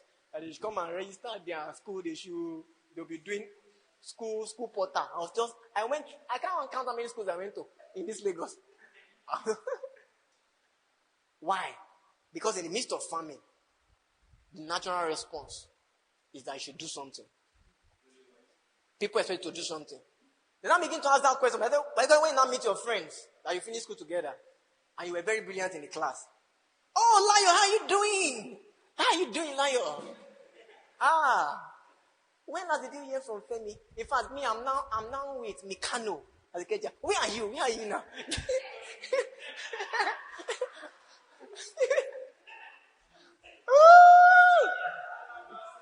Where are you now? Where are you? Oh, when last did you hear from Femi? In fact, I heard that Femi is with one FMCG, fast movie, fast good, whatever, FG, whatever. He's with one something in Ogun State. I heard that this guy is now doing a master's in UK. Where are you now? Where are you now? What are you up to? What are you doing? In fact, give me your card. I know you don't even have a card. You don't even know where you put your biro. Not to talk of card. Sometimes you want to hide from them. But hiding means you are not strong. You should be the first to walk up to them, greet them. Let them know where you are. You are in the will of God. You are staying. You are doing what God asks you to do. You can't be ashamed. If you are ashamed to let them know where you are, it means your character is not yet being formed. Don't be ashamed. So, family always wants you to what? To do something. When after you now depart from them, you now start thinking, and when we're in school, it's not nice to teach them tutorial. This girl don't know anything when we're in school. See where she is now. She may go, no, what teaching detail? Why don't you just go for one teaching job? These are practical situations, right? This is how it happens. And this is what saves many of us from the will of God. Because we want to do something. When we're supposed to be in Canaan, because famine came, we want to do something, we want to react, we want to act. But what's the real thing you must be doing? You must be resting, you must be waiting, you must be trusting. That's the real labor. Anything you are doing apart from faith and patience is classified as what? Slothfulness. That's the real slothfulness. Go back to Hebrews 6, verse 12. Do you understand? When you are in the will of God and famine arises, any other thing you are doing apart from faith and patience is known as what? Slothfulness. Slothfulness is not when you don't have an 8 to 5 job yet. It's not that you cannot, when you wake up today, you are not going anywhere. That's not slothfulness. Are you doing what they ask you to do? Okay, they asked me, for this phase of my life, they asked me to be praying, to be consecrate myself, to be in prayers. That's what they asked me to do. Are you doing it? You are not slothful. You are hardworking. In this phase of my life, they said I should listen to one particular preacher, 3 messages per day. That's what I should be doing. Are you doing it? You are not slothful. In this phase of my life, they said I should be studying the scriptures. Are you doing it? You are not slothful. In this phase of my life, they said I should be serving so person. Are you doing it? You are not slothful. Are you following me? You are not slothful. Faith and patience keeps you in the will of God. Keeps you in the will of God. Keeps you in the promises of God. And if you are in the will of God, you are not a slothful person. A slothful man is a man that is actually outside the will of God. Because why is he outside the will of God? He wants to get something done. You understand? He wants to get something done. The more you try to get something done in the face of famine, the more slothful you become in the eyes of God. So it's real labor, my friends. It's real labor. Praise Jesus forevermore. Give me like 15 more minutes. Let me round up, then I'll continue next week, Thursday, by God's grace. Can I show you? Let me just show you fast. So, Abraham departed from Canaan and left for Egypt because the character of faith and patience had not been built in his heart. Even though the preparations he was receiving from the Lord, from verse 1 to 9 of Genesis chapter 12, was to build faith and patience into his heart, Abraham did not find faith and patience until much later. You understand? So as at Genesis chapter 12 verse 10, faith and patience has not been built into Abraham's heart. But Lord had been trying to prepare him and build faith and patience into his heart. But at that particular spot, when famine came, it has not been built in his heart. It was later that Abraham found faith and patience. Let me quickly show you, then I'll close. Look at Romans chapter 4. I just pick some. And let's be very fast. Let me be very fast.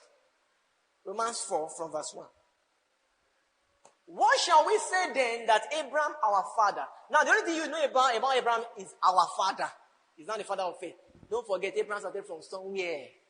At a point, the guy didn't have faith and patience. That's why he went to Egypt. This Abraham, our father, when he became our father, at this point, he would not go down to Egypt, regardless of what happened. Because faith and patience has not been found, have been formed. So, what shall we say then that Abraham, our father, as pertaining to the flesh, had found? What did he find? He found something. Later, he grew something, he cultivated something. He found something. What he found was faith. That it takes faith to walk with God. It takes faith to stay where God asks you to stay. It takes faith and patience not to depart from Canaan to enter Egypt. It takes faith and patience to stay where God asks you to stay, regardless the experience of famine. I just read some brief scripture. I don't have time to. You can go and read it by yourself. But I'll just speak it out fast. What has he found? Is faith. He found faith and patience. Because when you find faith, you will find patience. And I'll show you. Look at verse 2. For if Abraham were justified by works, he had wherefore to glory, but not before God. Verse 3. For what said the scripture? Abraham believed God, and it was counted unto him for righteousness. Abraham did what? Believed God. Abraham had faith in God. I'll show you when Abraham had faith. Abraham believed God. So, what Abraham found eventually was faith in God. Abraham found faith. He found the faith to walk with God. He found the faith to stay in the will of God regardless the experience of famine. He found the faith to stay with God, to stay on God no matter what happens. And that is real righteousness. When we find faith, we'll find righteousness. You can't be righteous without faith. Guys, when you find faith, you find righteousness. All the righteousness you want, even your practical holiness, practical righteousness, is a matter of faith. Just find faith. Just rest. Learn to trust. The most holy men are not men who can try the most. They are men who can trust the most. Watchman said something like that. I think I read it first from his book. Are you following me? Even though I've paraphrased it. Men who can walk the highway of holiness, they are not the men who can try the most. They are the men who can what? Trust the most. How was it counted for righteousness? What was counted for righteousness? Faith. Guys, when you don't have faith, you can't be righteous. So. You can't walk in righteousness. You can't overcome sin. You can't overcome weaknesses. You can't overcome infirmities. You can't walk in righteousness. Guys, you need to find faith. For every area of your life, you must find faith. Even for the places where you are lacking morally, you must find faith. Faith is what you need to find. This is the work of God. That you believe on what woman said. That is the work. Are you following me? So Abraham found faith. Just keep following me. I don't want to spend too much time on the scripture. Go to verse 16. You can read it when you get home. Read the whole chapter 14. Go to verse 16. Go to verse 16 of this Romans. Therefore, it is of faith. Are you following me? So what Abraham found was faith. Actually, if you read the whole chapter, that it might be by grace, to the end the promise might be sure to all the seed, not that only which is of the law, but to that which also is, but to that also which is of the faith of Abraham. Abraham had now found faith. Abraham did not have faith in Genesis chapter 12, 13, 14. I'll show you. Abraham did not find faith until Genesis chapter 15, verse 6. For so many years, Abraham was just moving with God. God was trying to build faith. The guy didn't find faith. And so because of this lack of faith that he went to Egypt. He went on to Egypt. Are you following me? But that was the wishes of the faith of Abraham, who is the father of us all. The reason why they brought him out of Egypt was because he has to be the father of us all. He has to be the one to exemplify faith. He has to be the one to show us that we must be justified by faith. He's the one they plan from eternity. So they must have, if he go down 24 times, they will bring him back 24 times. Because they don't have any other plan. They don't have plan B. This is the plan. Just like they didn't have plan B for Jesus. There are some people in the scripture that they didn't have plan B for. No plan B of them. No plan B of Isaac. No plan B of Moses. Are you following me? There's no plan B. So they had to quit. They had to be rescuing them. They had to... there are many planets there for you. Better behave yourself. Better behave yourself. There are a lot of plans for you. Many plans apart from you. Only a few people that there was no plan B for. Abraham has to be the father of us, or they've ordained it eternally. They must bring it to pass. So their hand was upon him. Anywhere he went, they will pull him out. Come out.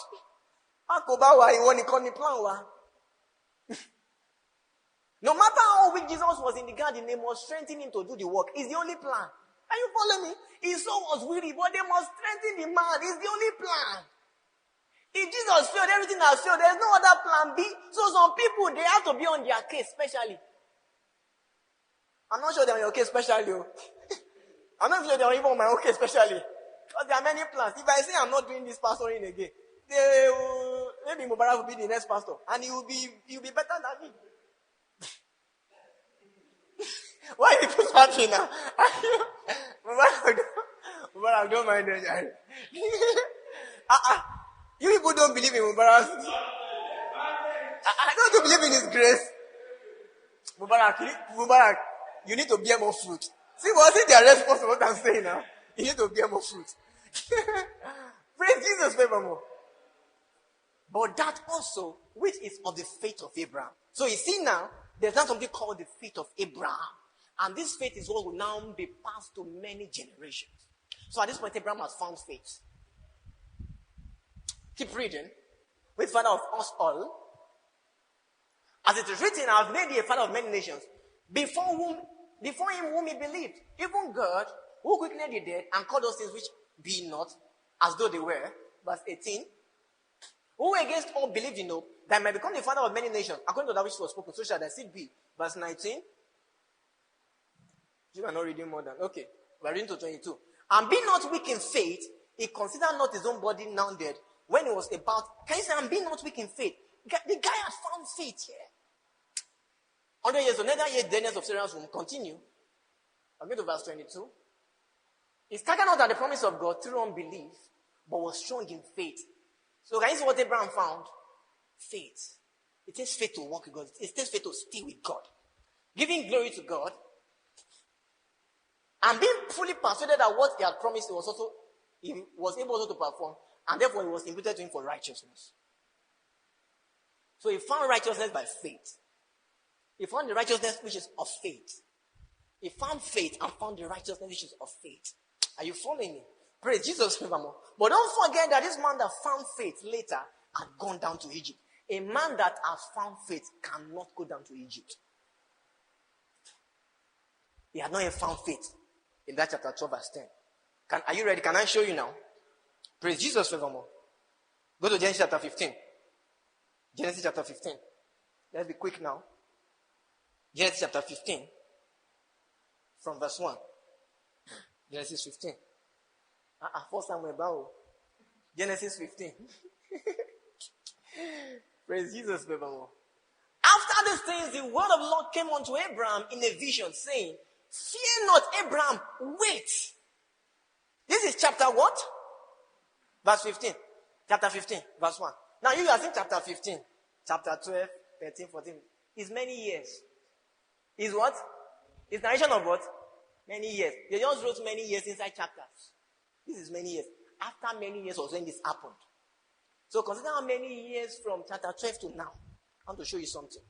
After this thing, the word of the Lord came unto Abraham in a vision, saying, Fear not. So what was the default state of Abraham at this point? Talk to me. Fear. That was his default state. Abraham was a fearful man up to this point. So what the Lord come to confront in Abraham's heart? Talk to me. You know the Bible, it is clear. God came to confront fear. What made Abraham depart into Egypt? Fear. The fear of his life. The fear of survival. There was no faith. There was no patience. It was fear. If you opened up Abraham at that point, when they was trying to follow God, the guy was afraid. And some of you are following God afraid. That, hey, hope it will not fail. This God that I'm following anyhow. Hey, better let me find plan B. Some of you have many plan Bs. And if you follow God fearfully, you can't reap the reward of following Him. You can't reap the reward of following Him. If you're going to follow God and reap the reward, you must follow Him by faith. Do you understand? You must follow Him by faith.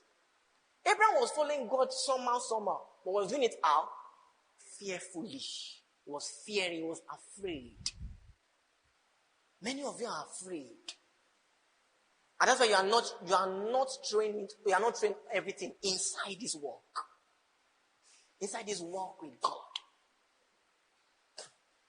You are still reserving some things. In case God go and fail. God, if this pastoring job I'm doing, if you go and fail, I still have my engineering certificate too. I'll just stand and look for a good job. Some of you still have plan B. God, this one that you are doing, I don't have time. You are saying I should wait for your will in marriage. Kenny is still there. If you don't answer, Kenny, me and Kenny were good friends in secondary school. And the guy is a great guy. He's doing well in Shell. Oh, I mentioned Kenny. I don't even know that there's no Kenny somewhere. I just mentioned Kenny by chance. God, your will. I should wait for your will in marriage. I'm waiting. But in case you don't quickly come, or in case you fail, Ezekiel is on ground though. Ezekiel can pray. Do you know some Christians have plan B? Because you are following God fearfully. You are following God, you are afraid. With fears in your heart. You are afraid. You are afraid. And if you are afraid, you will depart from the will of God. If you are afraid, you will depart from Canaan. You will go back, you will enter Egypt. If you are afraid, you can't inherit the promises. You inherit the promises through faith and patience, not through fear and haste. Fear produces haste. Faith produces patience. Fear produces haste.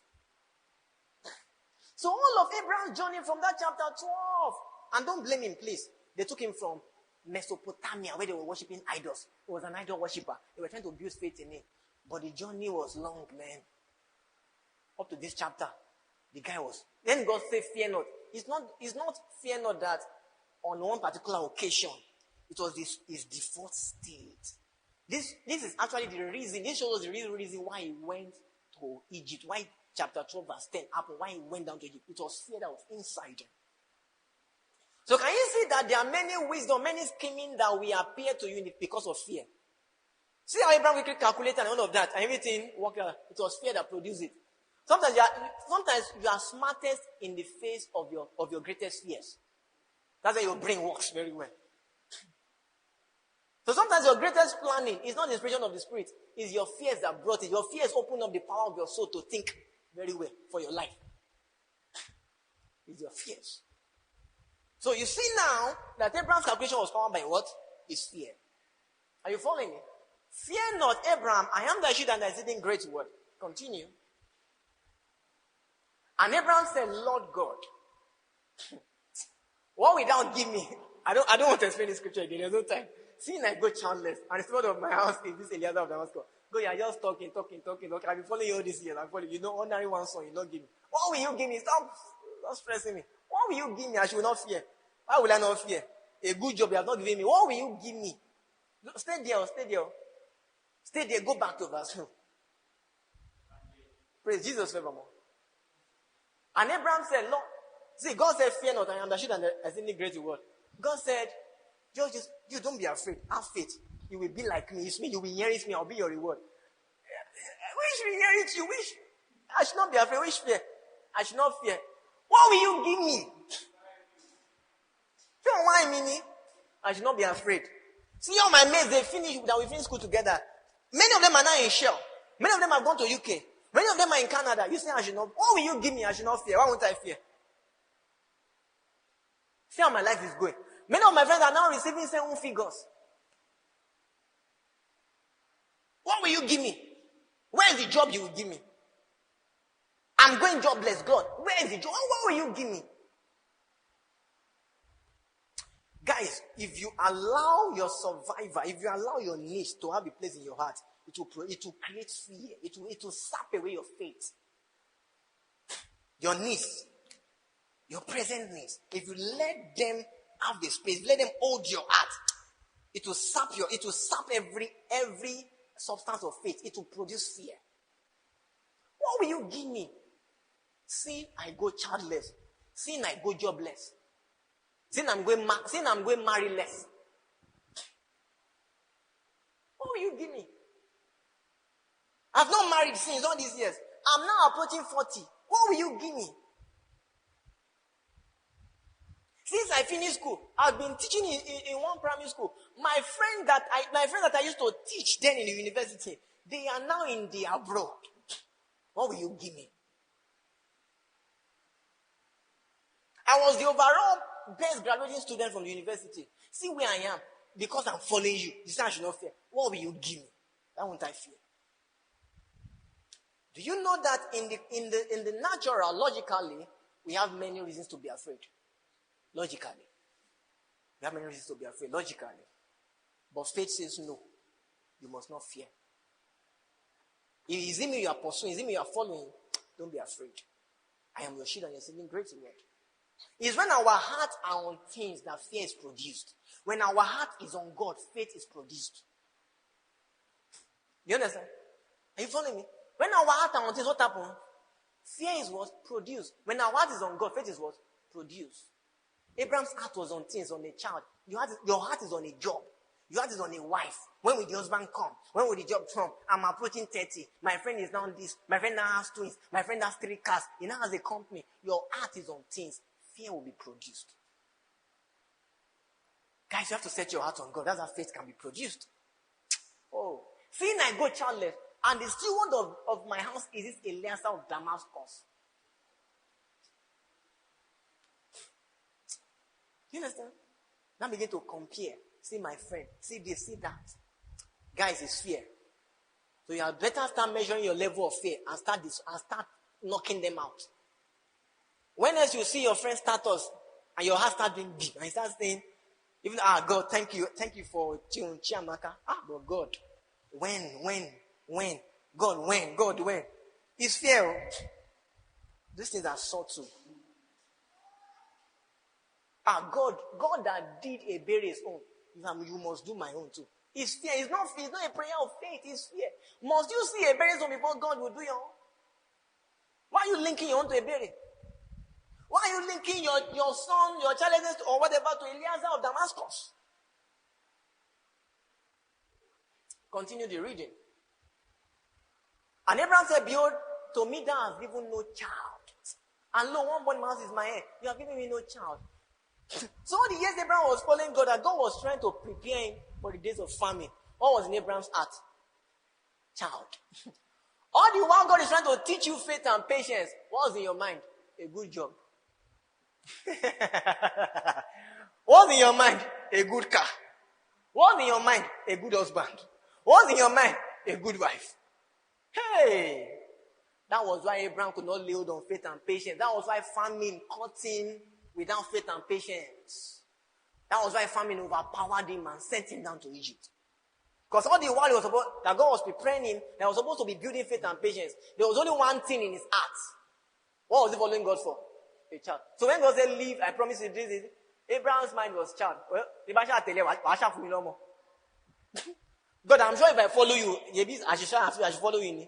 He didn't tell God though. His ear now opened his mouth to God. To really tell God. God knew what was in his heart, and God was going to knock it out. But until you speak out, you have to show God what is troubling you. You have to show God your weakness.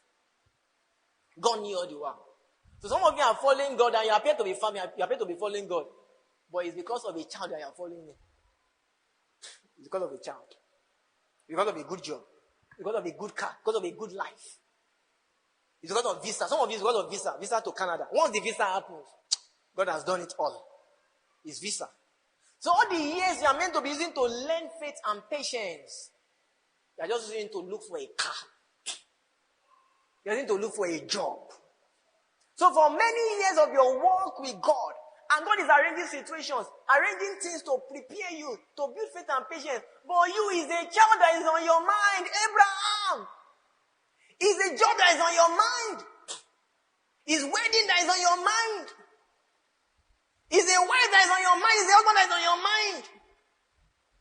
You are not learning the character of faith and patience. And that is why any small thing, you have departed from the will of God. You have entered Egypt. Because there's no faith and patience. Let me go. Continue. Verse 4. And behold, the word of the Lord came unto him, saying, this shall not be thy heir. But he that shall come forth out of thy own behold shall be thy heir. Continue. And he brought him forth abroad and said, look not now toward heaven, and tell the stars, if thou art able to number them. And he said unto him, so shall thy seed be. Verse 6. And he believed in the Lord, and he counted unto him for righteousness. Abraham did not believe God until verse 6 of chapter 15 of Genesis. He didn't believe God. All that God was saying, I will do this, I will do that, I will do that, come out. Abraham didn't believe God. Abraham believed, and God is so gracious. God brought Abraham to this point. Abraham only believed God when God touched on the matter of his specific need. Are you following me? But you don't have to wait till then. And God will not always wait for you. This is Abraham. What am I trying to show you? I'm trying to show you why Abraham left Canaan and went to Egypt. He lacked faith and patience. So Abraham only came to, this was when faith started. This was when Abraham found faith. When God came down to God has not talked about a child. God and Abraham have not talked about child from when they started their conversation. This was when they started talking about a child. So until God talked about his specific need, Abraham did not have faith. Some of you are waiting to have faith when God gives you a good job. But I'm waiting, can God really wait that long? Can his purposes wait that long? Won't he rather find someone else? You are waiting to have faith and patience when the money comes. Do you think God has all the time? You think God has all the time? Guys, if you don't have faith and patience, famine will come eventually and you go down to Egypt. So Abraham did not have faith until verse 6 of Genesis chapter what? Chapter 15. Do you understand? Search the whole scripture. Search Genesis to Revelation. Search Genesis. The first place you find the word believe. Or anything, search belief and faith. This is the first place it was mentioned in the Bible. You can quickly search it. You can search it now. I'll give you 2 minutes. Search believe. Search, I'm serious. Search believe in the Old Testament. Or the old scripture, anyone. Search faith, search belief. Quickly do it. Search belief, search faith. Where do you first see it? You will find faith in Exodus first. Abi? And Exodus is even after Genesis. So search belief. Search belief fast. The journey of faith started with Abraham. I started in Genesis chapter 15 verse 6. It was then belief has been mentioned in Abraham's life that faith, we now started having other, you understand? Now started having other chapters where they now mention belief, faith in Exodus and a lot of that. It started with who? Abraham, search belief, I'm serious. What did you find when you search belief? Genesis chapter 15 verse 6. When you search faith, Exodus. It's after the belief, as you understand, it's after it has happened to Abraham. So until now, there was nothing called faith in Abraham's walk with God. Nothing called faith. Nothing called faith. Nothing. It was fear all true. You know, some of us follow God because we are afraid. We take God as a bodyguard, at least to rescue us from the evils of the world. We are afraid. Not because we have faith. Are you following me, my friends? Praise Jesus forevermore. Shout hallelujah. So, Abraham did not believe the Lord until the Lord gave him the promise of a son. You see that now? So, Abraham did not have faith in chapter 12 verse 10. That was when famine came to meet him in the will of God. It swept him out of it. He straight into Egypt straight. You're talking of famine. You're talking of, you don't have faith and patience. Famine will come and meet you. It will swallow you. Famine. You don't know famine. You must have faith and patience. So that's the way to stay in the will of God. When famine comes. Are you following me? I must start learning faith and patience. Praise Jesus forevermore. Shout hallelujah. Abraham departed into Egypt because there was no faith and patience in his heart to stay in the will of God and wait for the promise of God. Do you understand now? So in that romance, he said that what had Abraham our father found? So what did he found? Faith and patience, as it were. When did he find it? When did he find it? Genesis chapter 15 verse 6. That's when he found faith. But the journey has always been all about that. It was to train him. It was to build it in him. But he didn't quickly find it. So when famine came, he had not even found it. And that's why he went down to Egypt. Praise Jesus forevermore. Shout hallelujah. A man, so when Abraham found faith was also when he found patience. Do you understand? Because a man who does not have faith cannot be patient. Do you understand? A man who does not what? Have faith cannot be patient. It is faith that bears patience. Look at Isaiah 28 verse 16. Isaiah 28 verse 16. Isaiah 28 verse 16. Isaiah 28 verse 16. Praise Jesus. 28:16. Isaiah 28:16. Shout hallelujah. A man who does not have faith cannot be patient. It is faith that bears faith. It is faith that bears patience. Therefore, thus said the Lord God, behold, I lay in Zion for a foundation, a stone, a tried stone, a precious cornerstone, a sure foundation. What's the next statement? He that believeth shall not make haste. You understand? Who will not make haste? Who will be patient? So that means the presence of faith in a man's heart will drive off haste. The presence of faith will produce patience. So a man that does not have faith cannot be patient. It is faith that bears patience. So Abraham had not found faith in chapter 12, in verse 10 of chapter 12. Hence, he has also not found patience. So he could not stay in the will of God. He was driven off. He had not found faith and patience at that time. Guys, you must have faith. You must be patient. If you are going to stay in the will of God, regardless of the strength of family, faith and patience must be your watchword. You must let the Spirit grow it. You must cultivate it. Praise Jesus forevermore. Let me just read this addition. I'm just going to read. I'm not explaining. I'll conclude the teaching next week by God's grace. Just for knowledge, for you to have an understanding. In fact, the journey of faith for mankind, in which mankind will be justified by faith, started in Genesis chapter 15 verse 6. Until Genesis chapter 15 verse 6, Abraham did not believe God. For Abraham, his journey of faith with God started in Genesis chapter 15 verse 6. That was when he found faith. And that was when the journey of mankind to becoming justified by faith started. The word believe was not mentioned, of faith was mentioned first in the Bible in Genesis chapter 15 verse 6. And it started with Abraham. Indeed, Abraham is the father of faith, according to God's eternal ordination. Praise Jesus forevermore. So guys, you must believe God. You must have faith. If you don't have faith, you can't be patient. And if you don't have faith and patience, you can't receive the promises. If you don't have faith and patience, you can't stay in the will of God. You will be swept away by famine into the land of Egypt. I'll conclude this emphasis next week. I'll conclude this part of Abraham and famine next week, Thursday. What I'll show us next week, Thursday, is what helps our faith and patience in the times of famine. You understand? I showed us today what we need to stay in the will of God in times of famine, right? Which is faith and patience. I'll now show us next week, Thursday, by God's grace, what helps our faith and patience in the times of famine. Then after that, I'll now begin to look at how God prepares us for the days of famine. May the Lord bless us in Jesus' name. Hallelujah.